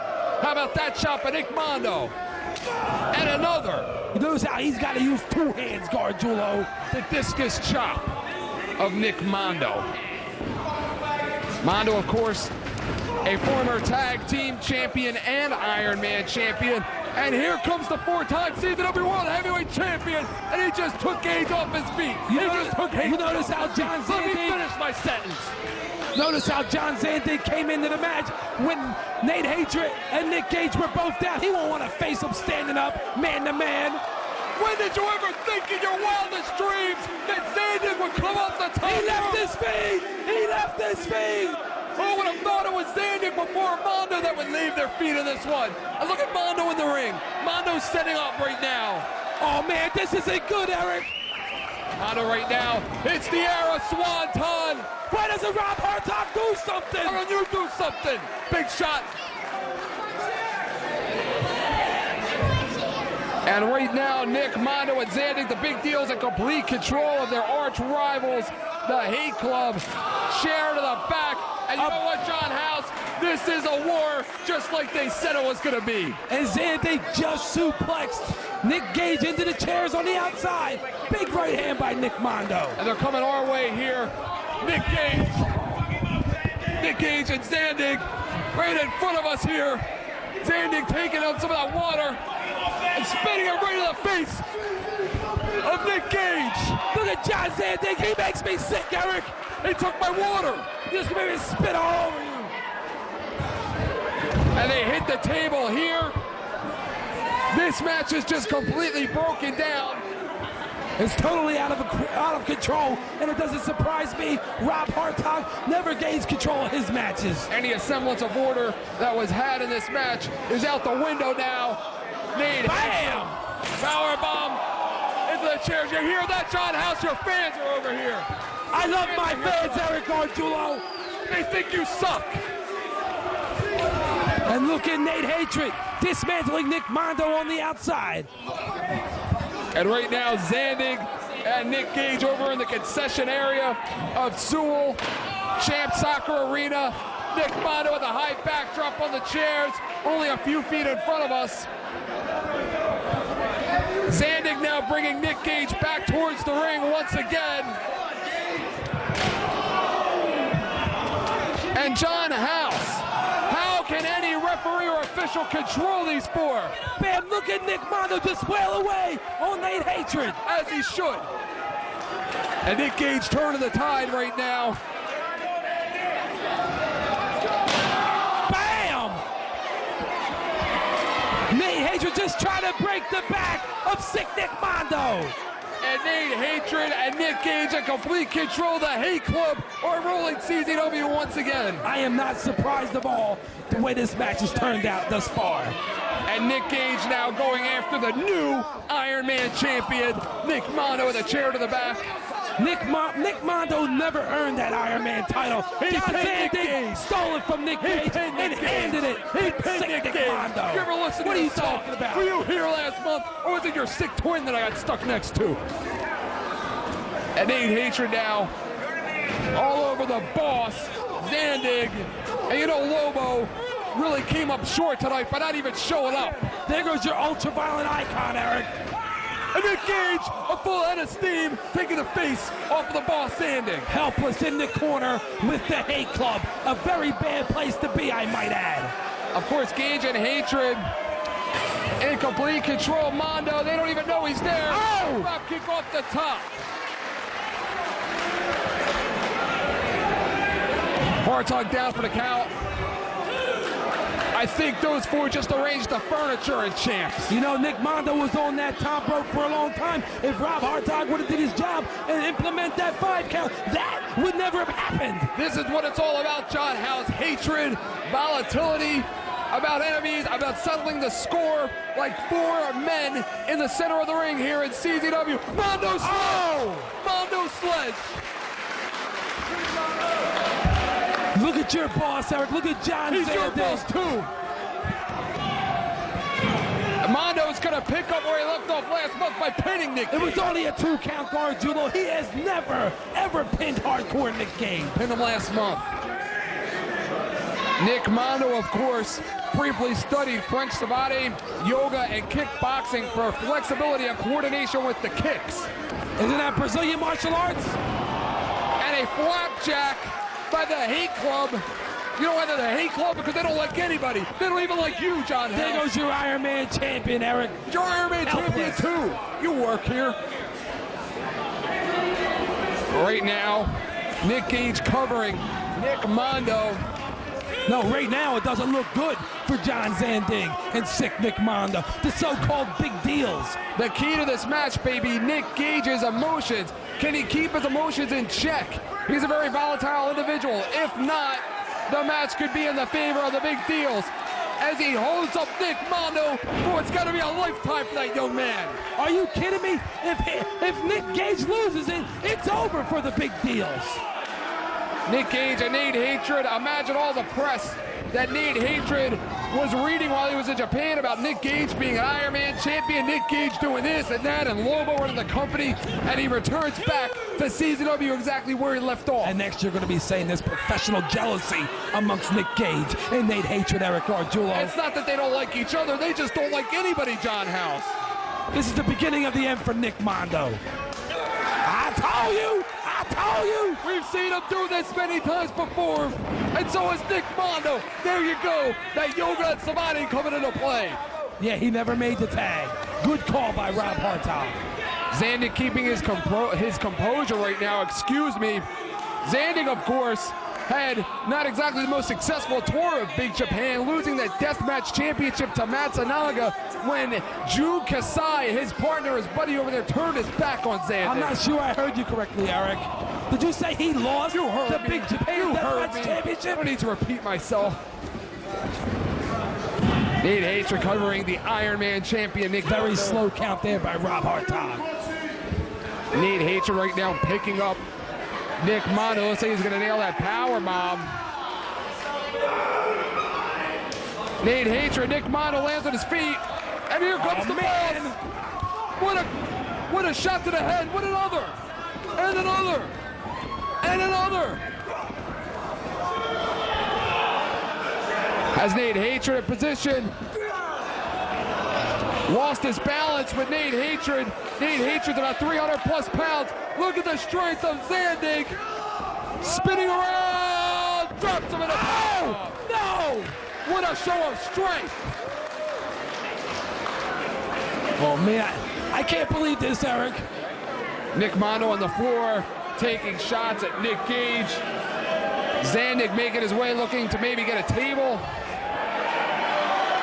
He did get a table! Nick Mondo sending Nick Gage into a sea of chairs. And that table right now is an illegal object. As Nate Hatred lay helpless in the ring. This has turned into a horror show for the Hate Club. Oh, man. I can't believe this, Eric. This is not good. Oh, it's very good. It's about revenge. It's about a man who read about his company being taken over for the last couple of months. And CZW has finally returned to take back exactly what is his. Those illegal kicks by Nick Mondo. There is nothing illegal about those kicks. Nate Hatred, of course, don't sell him short either. He defeated the wife beater at one time on November the 10th at Jersey Rules for that Iron Man Championship. This is majorly illegal, Eric Gargiulo. Both John Zandig and Sick Nick Mondo have been in that ring together for the last 120 minutes. He's the boss. He can do whatever he wants to do, John House. Why did you go up there and tell him? Excuse me. You're not going anywhere. John House now places Nate Hatred on the top table. We have seen him do this to Justice Payne in the past. This could be anything, Eric. We have seen Zandig do this many times. Positioning Nate Hatred for a Falcon Arrow! A version of the Falcon Arrow! He's not getting up! Say hello to Satan! You just visited hell! Wait a minute! There's Glenn Osborne! There's Glenn Osborne! There's Oz! There's Oz! Wait a minute! Lobo is here! The boss is here! Lobo is here! Lobo is here! The boss has come to save the day! And Glenn Osborne is taking liberties with official Rob Hartog. Yes! That's wrong. Rob Hartog finally gets what he deserves. And Zandig is finally face to face with the monster. With that monster. With his Bizarro Zandig. With the man that has been sent in here as a hired assassin to take away his company. Whoa! And Zandig with the clothesline from hell. And Zandig and Oz are going toe-to-toe the way it should be. Down! And he took the big man off his feet. He took him off his feet. It took him 2 times! And Nick Gage with a chair to the back. And the Hate Club look as if they're about to reign supreme once again. And there goes your ultra-violent icon, Eric, helpless. The wife beater nowhere to be found. The wife beater, I haven't even seen him in the building all night, John House. Good. He doesn't deserve to be in this building tonight. There's Lobo's man, the man that Lobo calls his wife beater, Oz. This is what everybody paid to see, the complete annihilation of John Zandig. Glenn Osborne, not exactly the most popular wrestler here in CZW. The fans don't appreciate him coming in here and ruining the festivities. Look at Lobo. Lobo was once an honorable man. Once the leader of many charities. One of the few good guys left, Eric. Established Lobo's house for disabled children. Lobo now is taking the money that he raised for those sick kids and the money that was raised for him and is throwing it back out. Throwing the money back to the fans, the kids, and everybody else here in CZW. You have no idea what you're talking about. Lobo has paid his dues to this company, Eric. Did you call him when he was out hurt? No. Nick Mondo right now, unable to make his way to the ring. Nick Mondo in very bad shape at this point in time. Zandig is absolutely helpless. Yes. Absolutely helpless right now. Just how we like it. It is one man against the world of hell right now. And things do not look good for the owner of this company. Oh! That's it, Eric! There goes your boss! See ya! Oz has just taken the company single-handedly away from the owner Zandig. Oz has just put Zandig through a plane of glass, and Lobo, that son of a bitch, just counted the That's three. your boss! What are you talking about? I hate his guts. One of the few nice guys left. The Hate This Club company. or reigning supreme, and here comes the white beater. Here comes the white beater. Here comes the white beater. I thought you said he wasn't here. He's back. He's back. And the white beater has returned. Will CZW ever be the same? Look at this place. This is not good. Insanity. This is not good. It is absolute insanity here. This place has come unglued. Where does this leave the big deals? Where does this leave the Hate Club? Where does this leave Oz and Lobo?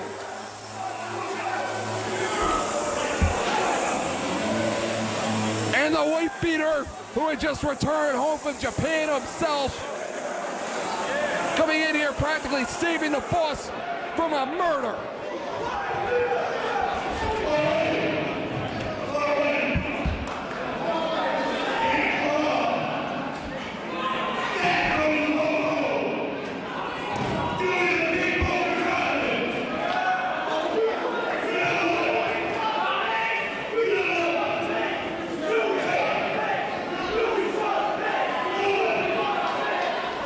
Lobo and wife beater staring face to face for the first time in months.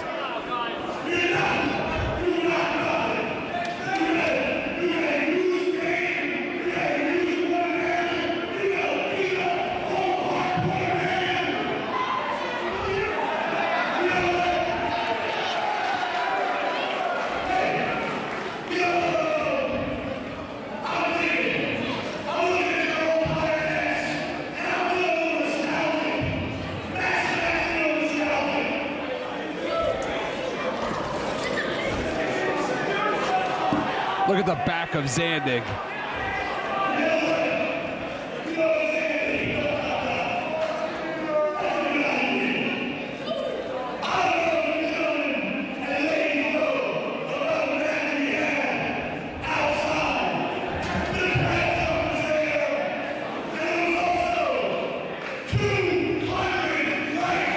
They said it couldn't be done June the 25th of the year 2000. Nobody will ever forget that.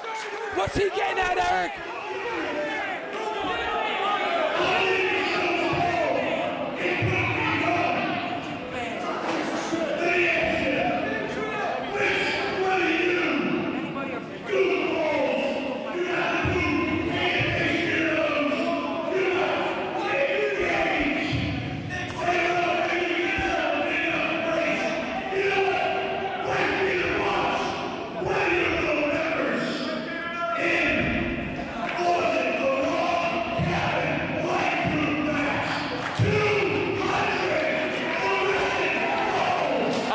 thought I would see that kind of volatility in CZW ever again.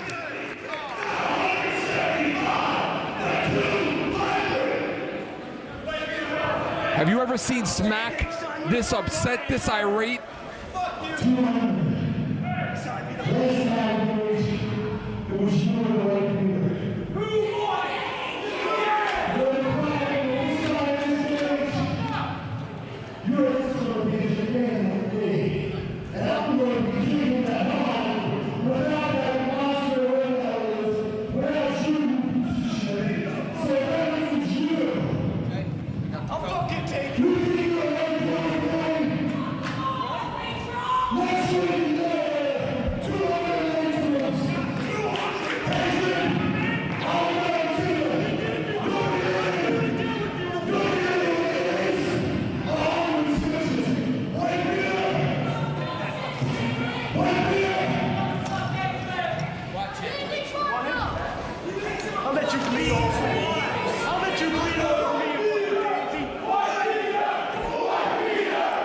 Listen to the fans, John House.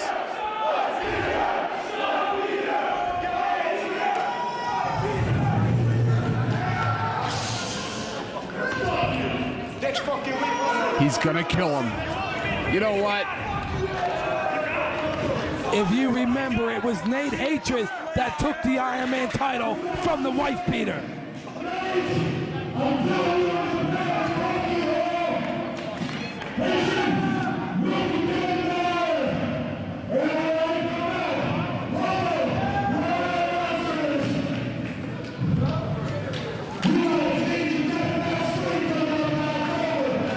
The Cage of Death 3, are you kidding me?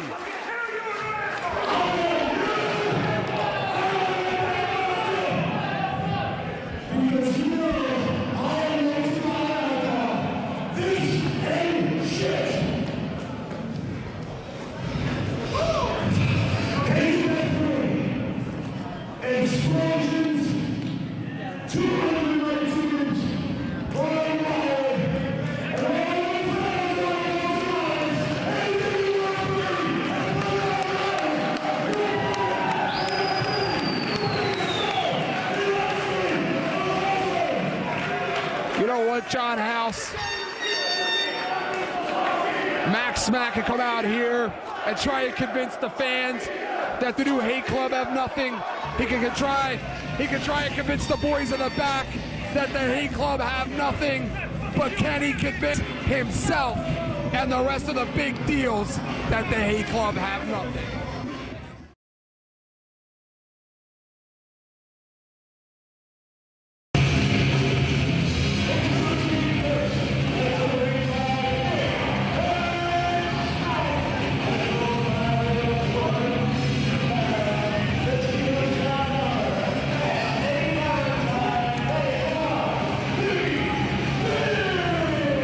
John House, the last 6 months of hard work, dedication, the injuries, the dieting, the exercise, spending time in the film room watching the video, spending time in the weight room, trying to become more together as a cohesive unit.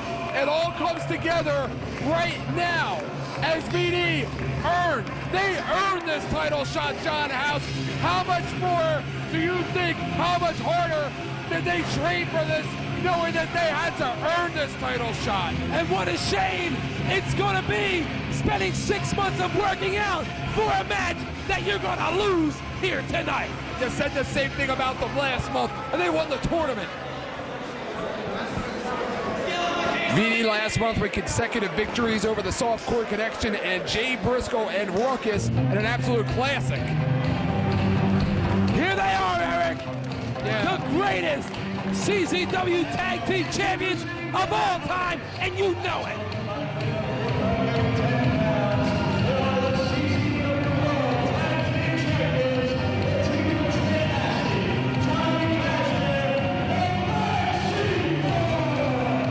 John House, the last time that Dahmer and Valentine had an opportunity for the Tag Team Championship, Dahmer had a separated shoulder, and they never received a rematch against the champions.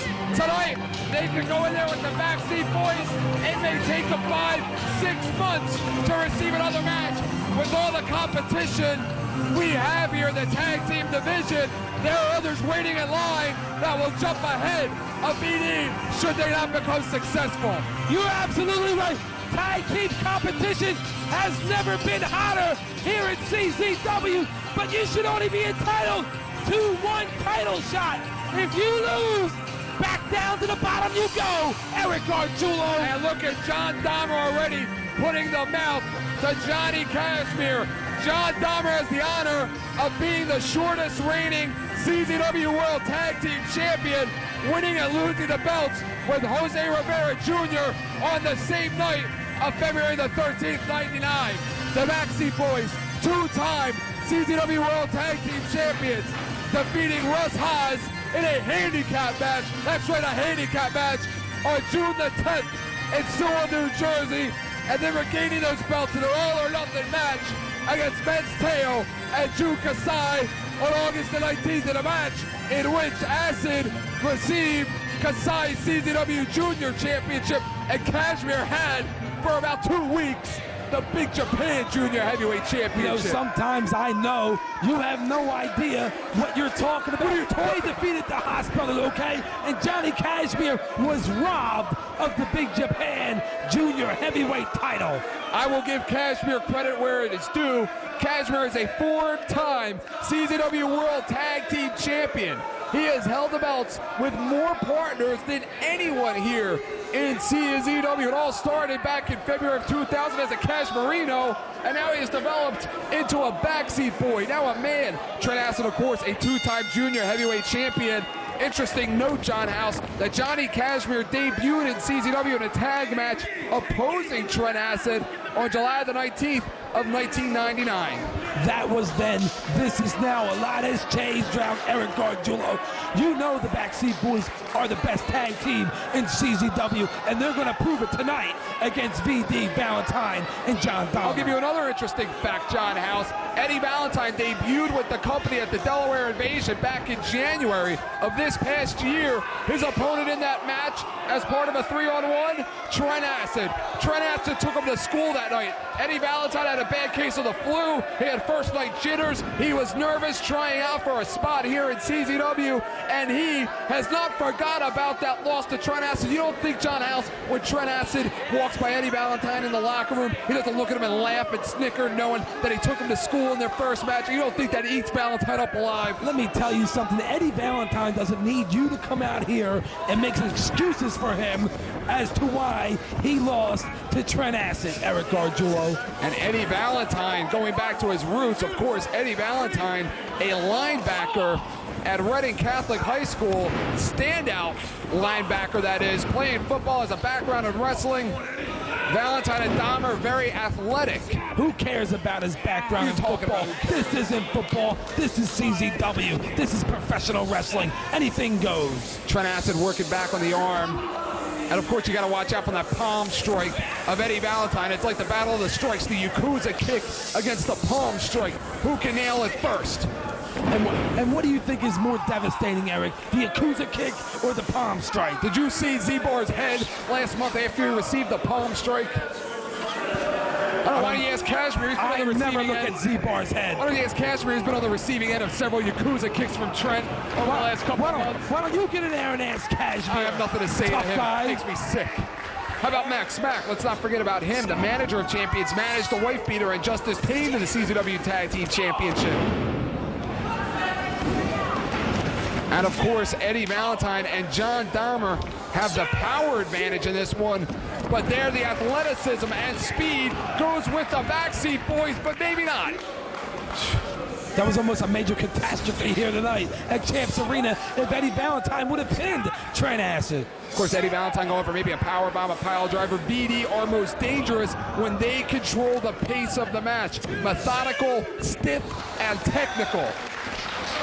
Valentine reverses into a backdrop. Look at Trent Acid, the ring awareness, blocking with his leg. Valentine using the body of Trent Acid to reverse his very own move, sends him into the ropes. hip toss, goes behind, and a backdrop by Valentine. Talk about the determination. It's their night, John House. It's their night. Well, at least one person in here thinks so. Valentine and Trent Acid pushing each other back and forth. Trent Acid now a shot to the face, reverse knife edge, and another. You know, the Backseat Boys once ran the tag team division here at CZW with an iron fist in July of last year, but things have changed a lot since then, Trent and Johnny. What are you talking about? They're the tag team champions. They still rule with an iron fist. And notice the trade-offs here. Valentine going for the palm strike early. Acid trying to counter with the Yakuza kick. It's like a game of human chess, John House. Smart move by Acid. He gets frustrated, so what does he do? He tags in his partner, Johnny Kashmere, who is not happy after being robbed of the Big Japan Junior Heavyweight title. He wasn't robbed, he was defeated. And it was obvious that both tag teams feel that the first strike is deadly in this matchup. Right now, Johnny Kashmere and John Dahmer going nose to nose, face to face. Eric Gargiulo, the Backseat Boys know what it's like to be in the big match. Tag team What's the bet doing in there? What's the bet? What does he think he is, Barry Bonds in there? And Dahmer pushing it back and forth, and Kashmere giving it right back to him. Kashmere is an absolute lunatic.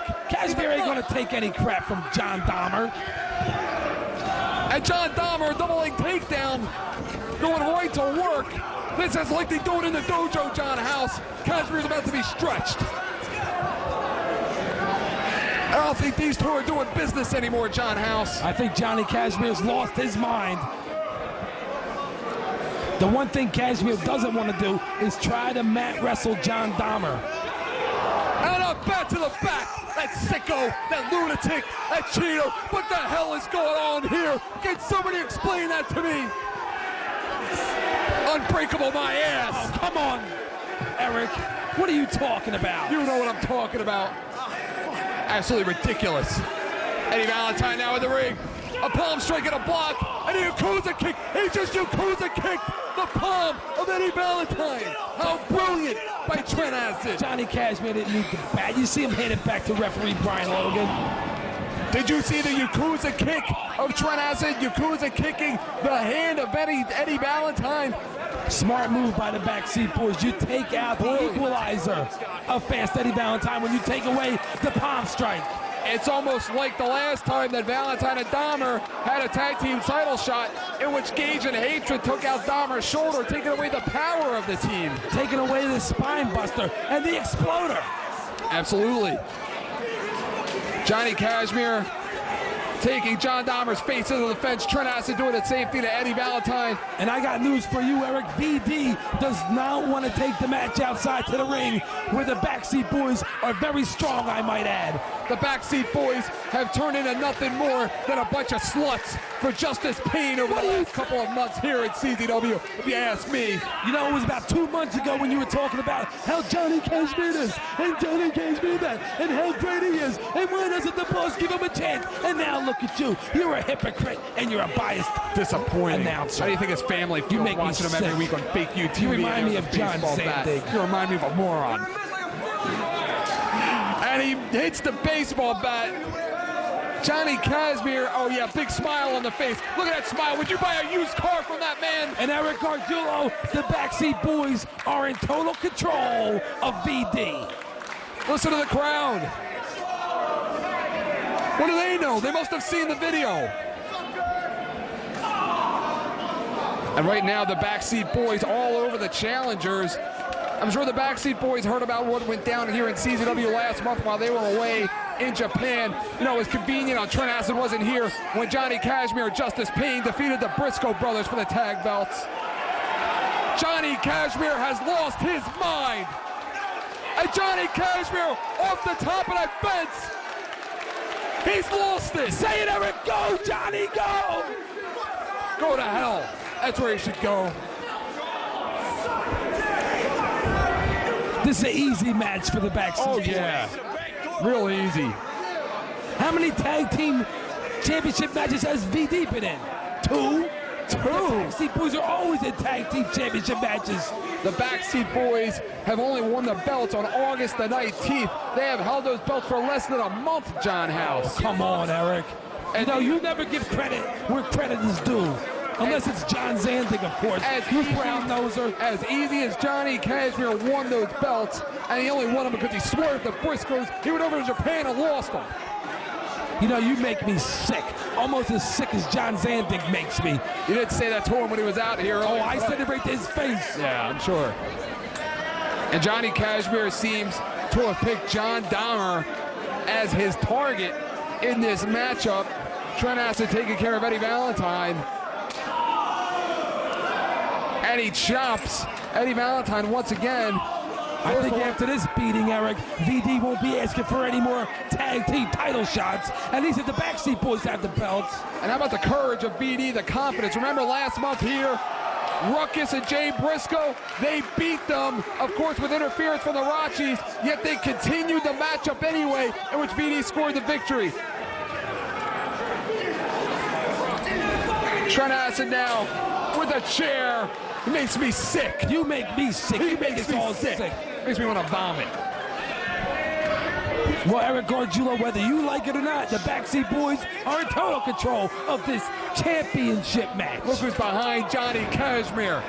Looking in the eyes of a big ape and John Dahmer. Listen to that. John Dahmer is a man possessed. John Dahmer is feeling it. The adrenaline rush. And Johnny goes for the Yakuza kick. No! John Dahmer with the head and arm suplex. Head and arm suplex. That's not fair, Eric. It's very fair. Listen to the fans.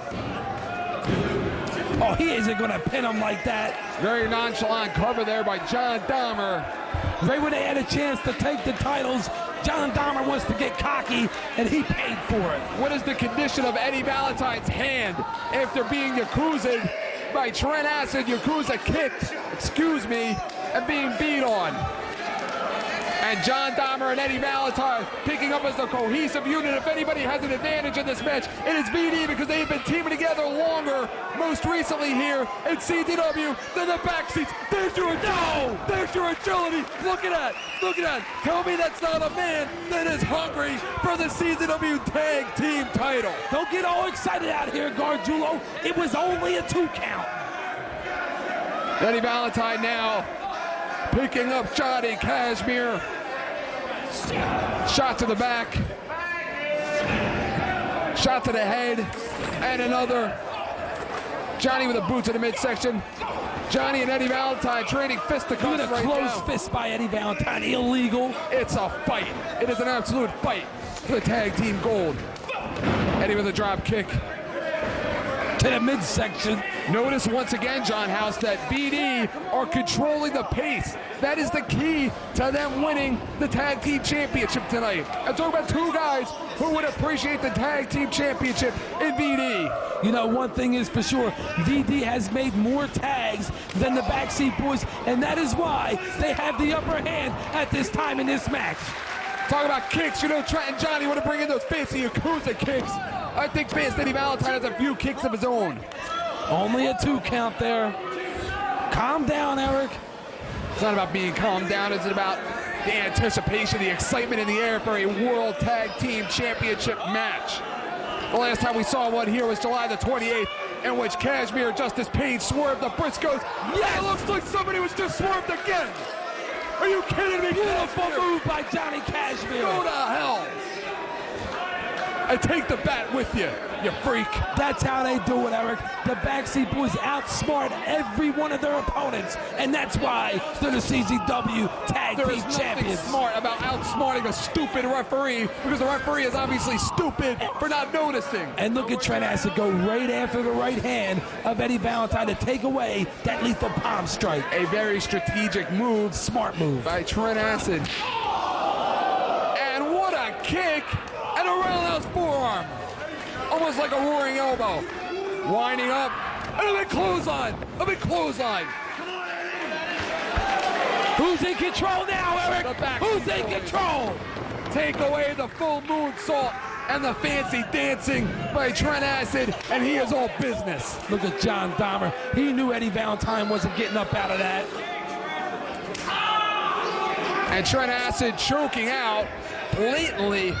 Fast Eddie Valentine makes another tag to Johnny Kashmere.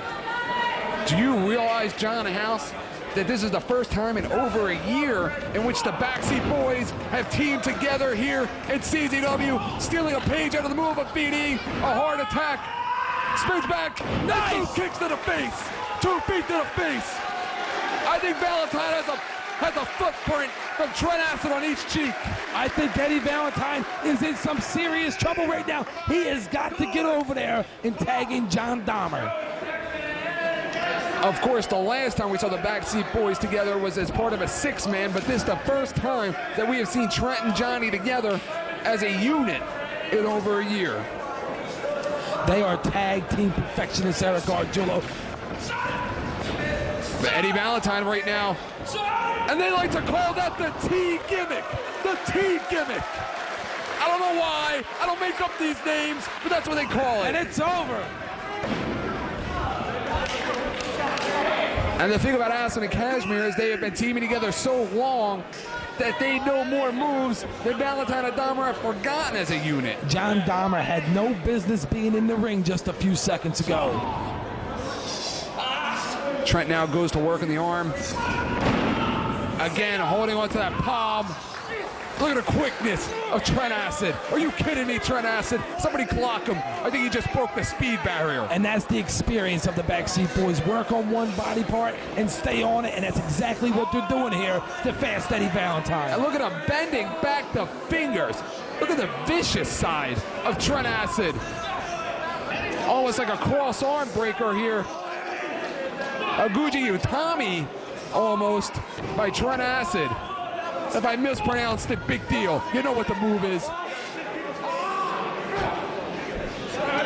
Trent Acid wearing Fast Eddie Valentine down as if he isn't in as much pain already. Look at him. What do you think the chances are of Eddie Valentine giving this one up? I'd say slim and none, and Slim's out of town. Look at the ring awareness of Eddie Valentine grabbing the rope. And look at Trent just reaching back. Reaching back like a serial killer. Speaking of serial killers, look at his partner on the apron. Johnny Kashmere is unbreakable. That guy has completely lost his mind thanks to John Zandig. And now we got fan participation night here at CZW. That's what it's all about, right, Gargiulo? The fans. And right now, what is he doing to the hand of Eddie Valentine? And Max Smack is going absolutely ballistic at ringside. Max Smack is going nuts, and I don't blame him. And Dahmer finally comes into the ring and breaks things up. And Dahmer catches the chair. You think Trent pushed Johnny in the way on purpose, John? Oh, come on, Eric. You always try to start. And Trent Acid's leg is caught in that rope. Trent Acid in a real bad position right now. Eddie Valentine, palm strike, palm strike, palm strike. But wait a minute, look at Eddie Valentine. He is falling down. He is reaching back. Look at the pain in Valentine's hand. The pain that is going through the body right now of Eddie Valentine. That was the one palm strike he was saving. Bam! Eddie Valentine right now could easily pass out due to the pain right now in his palm. His palm may be broken. He had one palm strike left, and he used it maybe too soon in this match. Double Saito suplex! Double Saito suplex! Dahmer, just like Valentine did back in Delaware against Cage and Hatred, is going to take this one by himself. If VD's going to want to leave here tonight as the new tag team champions, it all relies now on the shoulders of John Dahmer. And Eddie Valentine right now favoring that hand, finally back to his feet. And it looks like John House, that Johnny Kashmere just missed a deep infection. Yakuza kick! Yakuza kick! That's it, Eric. Yakuza kick! That's it! You know what time it is? Cradle breaker! Cover him, Kashmir, it's over. Somebody put Valentine out of his misery. Looks like a deer that just got shot, all sprawled out around the ring. We appreciate the effort of Eddie Valentine, but enough's enough. It's not important to put your career at risk. Ask Matt Geiger. Eric Gargiulo, sometimes I don't think you have any idea what you're talking about. You know Eddie exactly what I'm talking about. wants to be a tag team champion, and he's got to pay the price. A palm strike, a palm strike, a palm strike. And again, he drops to his knees. Dahmer with another suplex. Dahmer with another.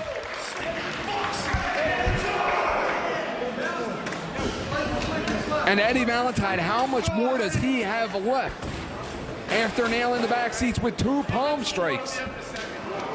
Eddie Valentine isn't in any good shape at all. Look at him, Kashmir's obviously in a going lot up. of pain. Kashmir's going up. And nothing can stop him. Wait a minute. What? Justice Payne just brought a ladder into the ring. Where you see him at? Justice Payne just brought a ladder into the ring. And Johnny's spinning around that ladder. That sucks. That really sucks. Where's Justice Payne? I ain't see him. The one-hit wonder by the Backseat Boys.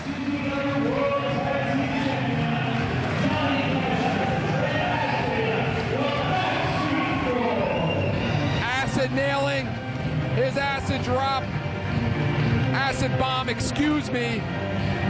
Kashmir with the ladder. This just sucks. This just really stinks. And still CZW Tag Team Champions Eric Gargiulo, the Backseat Boys. Can Justice Payne or the Backseat Boys beat anybody fair and square? Leave the hand alone. Leave the hand alone. You sicko, you maniac. Trent and Johnny asking for just, all right, it's enough already. It's enough already. They're gonna break it. They're gonna break it. Somebody get him out of here. I don't think he'll be hitting that palm strike anytime soon. Somebody send him back to the mental institution in which he came out of. I believe he's on work release. Unbreakable. Unbreakable. Unbreakable. Unbreakable. You almost said it as good as I do. Enough is enough already. And John Dahmer covering his partner. Oh, how sweet. It's about showmanship. It's about sportsmanship. It's about the commitment they have. You think he asked him to cover Kashmir? Only if I would have won him something.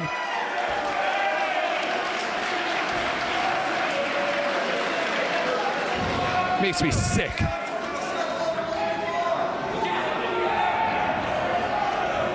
And here comes the wife beater. The wife beater still has a receipt that he needs to cash for what went down here July the 7th.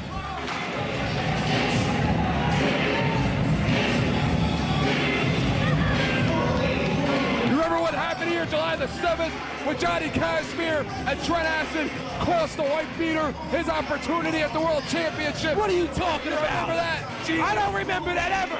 You select a memory.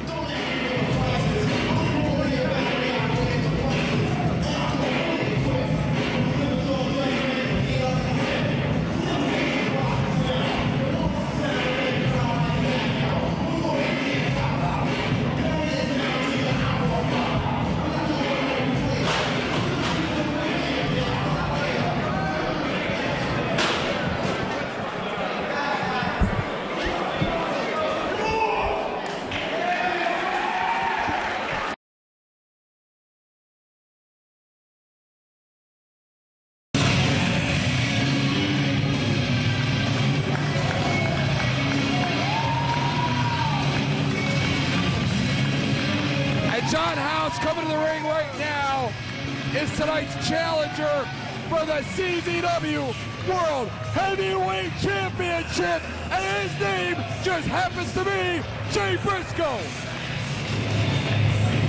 Eric Gargiulo, Jay Briscoe does not deserve to be into the ring with the CZW champion Justice Payne. Did you watch Fake You TV a few weeks ago? He had Justice Payne pinned after that J Driller, and CZW officials noticed that. It's about time the Briscoes stop getting screwed around here and start doing some screwing.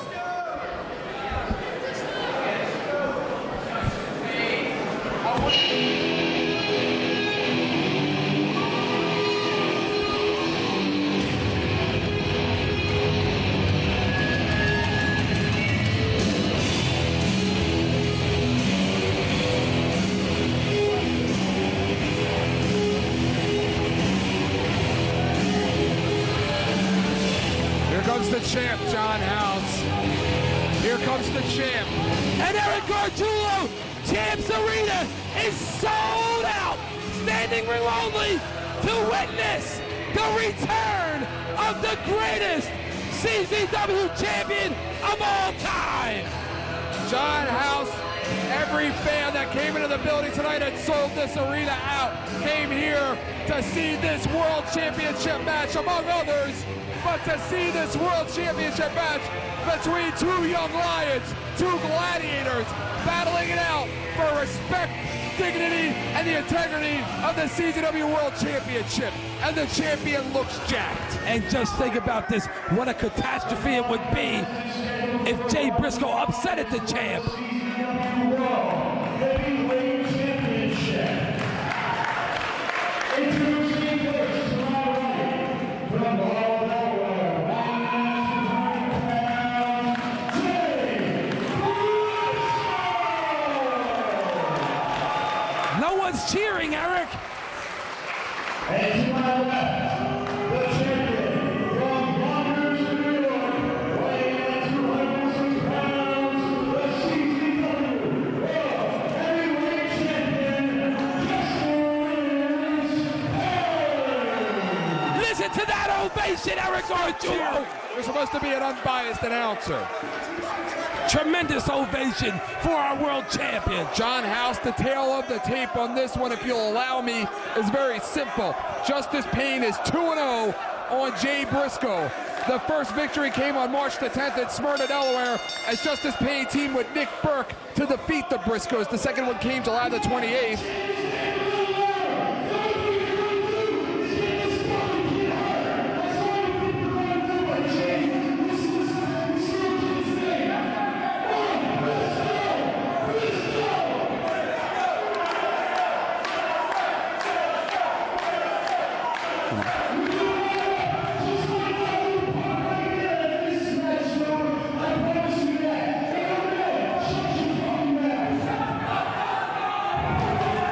John House, the second, came on July the 28th, teaming with Johnny Cashmere in a swerve, defeating the Briscoes for the CZW Tag Team Championship. But John House, I will point this out, and I will point it out to all the fans watching at home. Jay Briscoe was never pinned by Justice Payne in any of those two matches. As a matter of fact, Justice Payne never made the winning covers in those matchups. And look at Jay Briscoe right now, taking a page right out of the book of Justice Payne.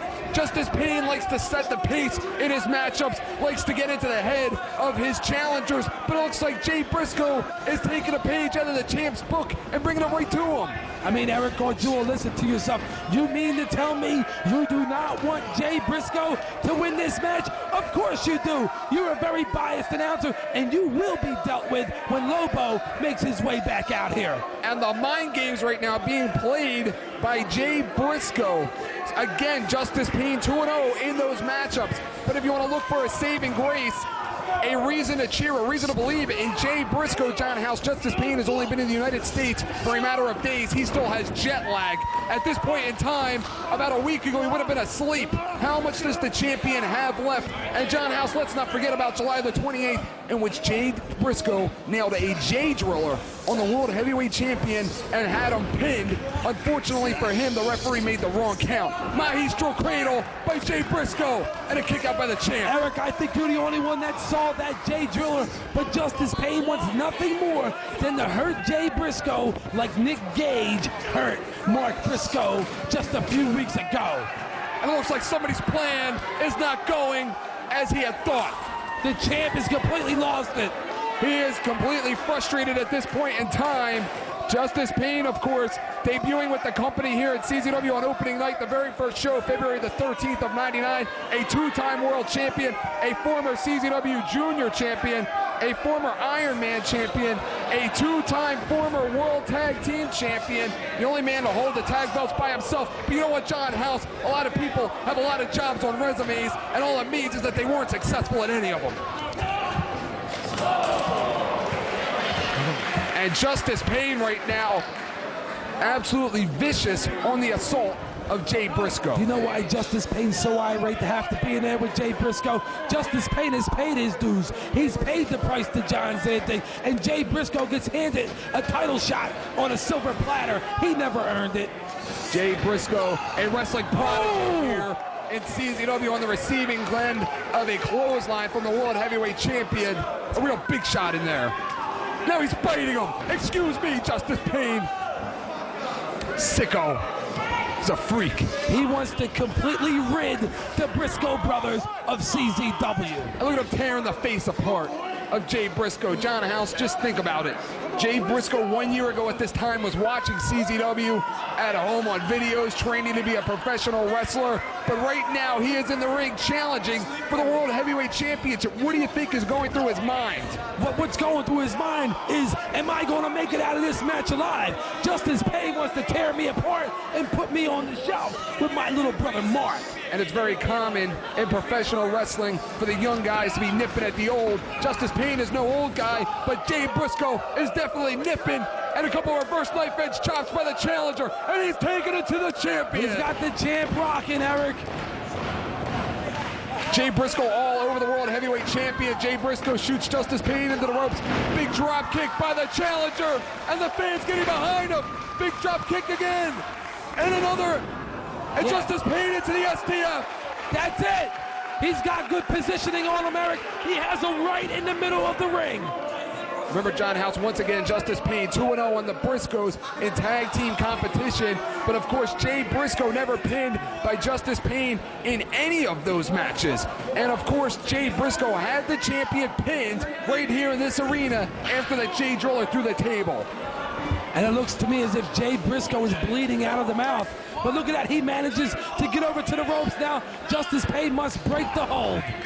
Justice Payne, it looks at this point in time as if he has not noticed that. Justice Payne going old school right now, sinking into a figure four stance. All he's got to do is rock back and lock the leg, and it could be a long night for Jay Briscoe. I mean, you want to talk about what's going through the mind of Jay Briscoe. What do you think is going through the mind of the parents of Jay Briscoe? I'm sure they're very proud of their son right now. What's to be proud of, Eric? The fact that their son is headlining a sold-out crowd, a sold-out card tonight here at Champ Soccer Arena. That their sons were great at 100 title matches. That Jay Briscoe was handed his title match here tonight. And Jay Briscoe with a forearm to the top of the head of the World Heavyweight Champion. Jay Briscoe with a leg lariat. And Jay Briscoe is feeling it. Jay Briscoe with a scoop. A tombstone pile driver. Ow! Most organizations don't even allow their wrestlers to do that. I mean, you're over here acting like this place is sold out because of Jay Briscoe. I'm saying this place is sold out in part to see this championship match. This place is sold out to witness live the return of Justice Payne back home to CZW. And the challenger, Jay Briscoe, slowing down the pace right now, wrenching up in that arm, may rip it right out of the socket. Jay is a senior at Laurel High School, goes both ways, playing on the football team as a linebacker and a fullback. One of the few to be awarded first conference All-American at both positions. Jay, of course, along with his partner Mark, are former tag team champions here at CZW. The shortest reigning tag team champions ever in the history of CZW. Beautiful arm drag into a cross arm breaker by Jay Briscoe. Look at him following through onto the arm. This is exactly what Jay Briscoe has to do. He has to wear down Justice Payne and take him out of his game and make him play the game of Jay Briscoe. The last time we saw Jay Briscoe in singles competition was at Best of the Best in that classic with his brother Mark Briscoe. Jay Briscoe tonight challenging for the World Heavyweight Championship. Jay Briscoe right now, he's got to slow the champ down. He has to pick him apart. He has to wear him down. And then when the champ just doesn't have enough, sneak a victory in there. Sneak the Jay Driller on Justice Payne, and that could be enough to beat the champion and bring the belt home to Laurel High School. Justice Payne over the top rope. Oh! How about the arrogance of the champ? The champ right now has the experience factor. A blockbuster by the World Heavyweight Champion. Justice Payne, the experience on the side of the World Champion. 2.5. A big 2 count there by the champ, Eric. Could you imagine the frenzy at Laurel High School on Monday morning if Jay Briscoe was to walk into math class with the World Heavyweight Championship around his waist? Eric, it's never going to happen. That will be a complete nightmare. Jay Briscoe right now, Hurricanrana, and he just drove Justice Payne's head through the canvas. Both trading crescent kicks and misses. Couple forearm shots, takes the legs out right from under him, goes for a cover. Cover again, a kick out. Justice Payne, boot to the midsection. Justice Payne. Jay Briscoe on the Cape Rana press, taking a page right out of the champion's book. A Cape Rana press attempt by the champion and a miss. Goes for a roundhouse and a block. And John House, like 2 gladiators out of Greek mythology, battling it out in front of the Roman Coliseum. What the champion's got to do right now is regain his composure and do not start getting aggravated. And Justice Payne right now is showing an ounce of respect for his challenger. The challenger, not the smartest guy in the world. Maybe he is. I think Jay Briscoe has eyes behind his head. John House, Justice Payne sent into the ropes. Jay Briscoe follows him through with a forearm. Imagine, John House, the ramifications of having our World Championship belt want the high school. Oh, come on, Eric. Morning. That would be a complete nightmare, and you know it. Jay Briscoe, we've seen him do this quite a few times here. A swanton suicide dive over the top. Well, just think if he took that belt to school, he wouldn't have any problems finding a date for his senior prom now, would he? Mark Briscoe right now checking on the condition of his brother. You know that maybe they'd be wrestling a tag team competition tonight if it wasn't for the fact that Nick Gage assaulted Mark Briscoe last month here at Champs. Eric, let me ask you this. Why is it all right for Mark Briscoe to be at ringside, and it's not all right for Johnny Cashmere or Trent Acid to be at ringside? You haven't said a word about Mark Briscoe interfering in this match, just like he's doing now. He's got a broken arm, for God's sake, Payne. He deserved it. Sicko. Real freak. The Briscoe mom has got to be watching her little baby boy get beat up. And remember last month here, John House, when Justice Payne was sent into that steel fence courtesy of Jay Briscoe, well, it looks like Justice Payne has turned the tide. Justice Payne left Japan in July. The lasting feeling, the Jay Driller. The last thing that man remembered when he boarded a plane was the effect of that Jay Driller through a table, John House. Eric Gargiulo, I have no idea what you watched, but I didn't watch anything like that. Well, I, along with 50,000 others, watched that match. Justice Payne about to suplex Jay Briscoe. Jay Briscoe, no reversal. A forearm. Jay Briscoe hits the ropes. Jay Briscoe, Justice Payne into the midsection, using Jay Briscoe's own body to his advantage. And Justice Payne lands on his feet. Look at the agility of the champ. Absolutely. Has him in a dragon sleeper. Reverse suplex. Yes! Are you kidding me, Justice Payne? Are you kidding me? Broke the kid in half. I think Jay Briscoe's going to be absent Monday morning. Where's mommy now, Eric? She's right beside you, cheering on her son. That's got to be it. If Justice Payne could just throw him back into the ring and go for the cover, he would successfully retain the CZW heavyweight title. If Justice Payne and Johnny Cashmere, Trent Acid run out of here and beat on Jay Briscoe, maybe he'd have a shot at winning this match, and they're coming this way. Justice Payne doesn't need the Backseat Boys to beat up Mommy Boy Briscoe. Right into the table. In front of us, the world champion in complete control, nailing a water bottle on top of the head of the challenger. The champion showing no respect at all for the challenger. What it comes down to, Eric, is how bad does Jay Briscoe want to be the CZW heavyweight champion? And Justice Payne right now And Jay Briscoe reverses, sending Justice Pain into the steel fence. Jay Briscoe right now all over the world heavyweight champion. This is not a place where he wants to be, John House. He cannot win the belt by battling it out with Justice Pain outside of the ring. Big chair to the back of the world heavyweight champion. That was a blatant chair shot, Eric Gargiulo. That is illegal in this match. It looks like it angered the champion. Looks like it only made him more angry. That's how it's supposed to be done. And Justice Pain has lost it. He has lost his mind. He's sick of playing games with Jay Briscoe. That's for you, Eric. And a snap man right in front of our table. He's coming top. He's on top of our table. I've never seen anybody do this before in CZW. He's using your head, John House. Using John House as a stepping ladder. Justice Pain on our hard camera area. Jay Briscoe right behind him. They are right next to us, John House. John House should have been a blowjob. And right now, Jay Briscoe sends the champion off the top of that scaffolding. Jay Briscoe now on top. Briscoe now on top. Over the Huna Conrada! You gotta be kidding me! Right on top of Robbie Marino, who is down. Marino needs medical attention.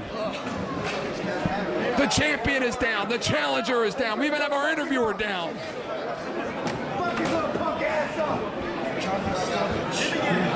Justice Pain making his way back towards the ring. Jay Briscoe stalking him. Stalking his prey from behind. And Robbie Marino is out cold on the floor, Eric Gargiulo. And right now, Jay Briscoe and Justice Pain. Jay Briscoe looks like he got a slap in the face from the world champion. The world champion right now looks more concerned about making an example out of the challenger tonight than he does about successfully defending his belt. Jay Briscoe's probably asking himself, why did I get into the ring with Justice Pain? Jay Briscoe, I'll tell you why he got into this match. Because he wants to be a world champion. Does he have what it takes? I think so, and so does Justice Pain now. And Justice Pain's world championship 200+ pound frame just went through a ton of chairs. I bet you like it too, Gargiulo. I loved every minute of it. Put it in the back. And Mark Briscoe right now kicking chairs around. Look at Mark Briscoe. He has no business being at ringside. Mark Briscoe out there supporting. If Mark Briscoe wasn't ambushed and assaulted by that sicko Nick Gage, he would be teaming up with his brother tonight. Then it could be a 2-on-1 on the champion, just how the Briscoes would like it. And Justice Pain is begging off against the challenger. You reap what you sow, Pain. You reap what you sow. It's not over yet, Eric Gargiulo. There's a reason why the Justice Pain is the world champion. Resilience. And how about the pain and the effort and the intensity that these two combatants have put their bodies through tonight for the CZW World Heavyweight Championship, the most coveted title in professional wrestling today. Oh! And a DDT off the top. He caught the champ out of nowhere with that one. Jay Briscoe is pulling out all the stops right now. And the champion survives. He should have hooked the leg. That's the inexperience of Jay Briscoe. And Jay Briscoe right now, what he needs to do is sneak a move on the world champion when he's not expecting. Sneak something quick, maybe even a pinning predicament to take this one quickly away from the champ. It's never going to happen, Eric Gargiulo. How dare you it'll happen. Come out here and say that about our champion. Oh, it'll happen. That's all he needs to do. And now the Briscoes have brought a table into this one. Big mistake here by Jay Briscoe. That table may very well come back to haunt him. Jay Briscoe right now absolutely taking a big risk.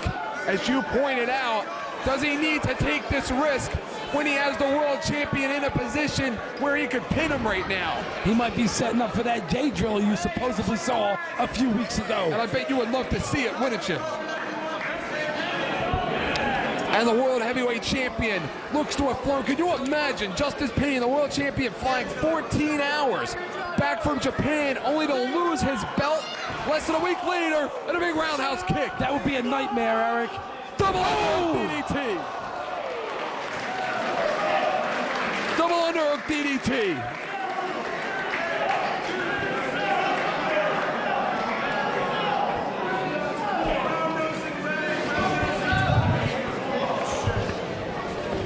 And Justice Pain right now slides out of the ring. Jay Briscoe laid out at this point in time. And now Justice Pain looks like he has his hands on another table. An even bigger risk when you're the World Heavyweight Champion. It looks like the champ, Justice Pain, is in total control of Jay Briscoe. Remember, John House, to beat Justice Pain, to win the championship, you have to pin that man and you have to make him submit. One or the other, John House. Inside the ring. No countouts, DQs. Justice Pain, all he needs to do is survive. Just think, one Briscoe is already out at the hands of Nate Hatred. What Justice Pain wants nothing more than to eliminate Jay Briscoe out of CZW. And Justice Pain right now taking a page out of the book of Zandig. Oh, and Pain right now up top. Pain right now feeling the effects of this match. Look at the punishment that their bodies have taken, have absorbed. Not natural, as they can barely stand up. A Jay Driller! A Jay Driller! No! And the table broke. Both men holding on for dear life right now. Justice Pain. Oh! Just dropped the challenger on his head. Just dropped the challenger on his head. Jay Briscoe just lost his neck to the champion. All Justice Pain has to do is roll over and make the cover on Jay Briscoe. Again, Justice Pain only to survive. Slow count. What's it gonna take? Slow count. What's it gonna take to put away the challenger? Who wants it more, John House? The slow count, Eric Arjulo. This match should have been over. That's what this is about right now, John House. It's about who wants it more, the champion or the challenger. No, Pain Thriller, Pain Thriller. He lands on his feet. And that's the spike suplex. Wait a minute, no. Spike suplex into a bridge and a kick out. Woo. That was close. What did you bet on the match or something? A spike suplex by Jay Briscoe. Not enough. Jay Briscoe looks frustrated right now. What he should be doing is not arguing with referee Brian Logan. He should be staying on top of the ultraviolet all-star Justice Pain. And the Predator Justice Pain winds up colliding with referee Brian Logan. Double underhook. Jay Driller! Jay Driller! We got a new champion! We got a new champion, John House! We don't have a new champion tonight! The count isn't even going to start unless Jay Briscoe covers Justice Pain. We're going to get a new champion. That's all he has to do is cover him. He had him pinned before with this move.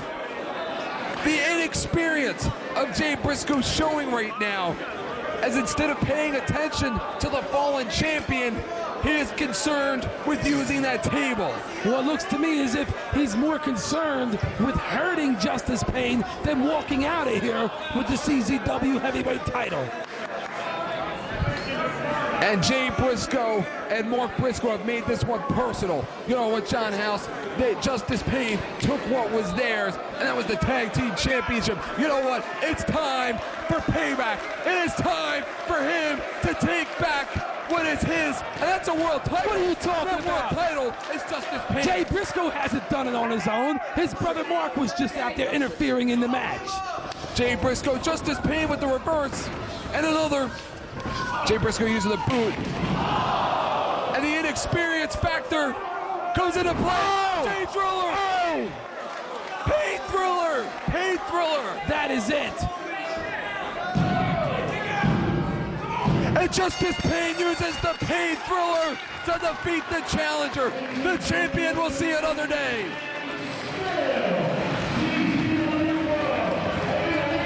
The champion did it again. Did you hear that, Eric? And still, CZW World Heavyweight Champion. So, listen, I want to spend this anything to you in the back or any further show. But guess what, kid? I thought I was going to bust our way through in 3 minutes. However, you gave me a friend of a lifetime. I never thought you could fight like that. What a show of respect from the champion. I'll give him credit where it's due. He doesn't have to do this, Eric. Our champ is a sportsman. I'll give him credit where it's due. But what a classic that we saw. What a classic.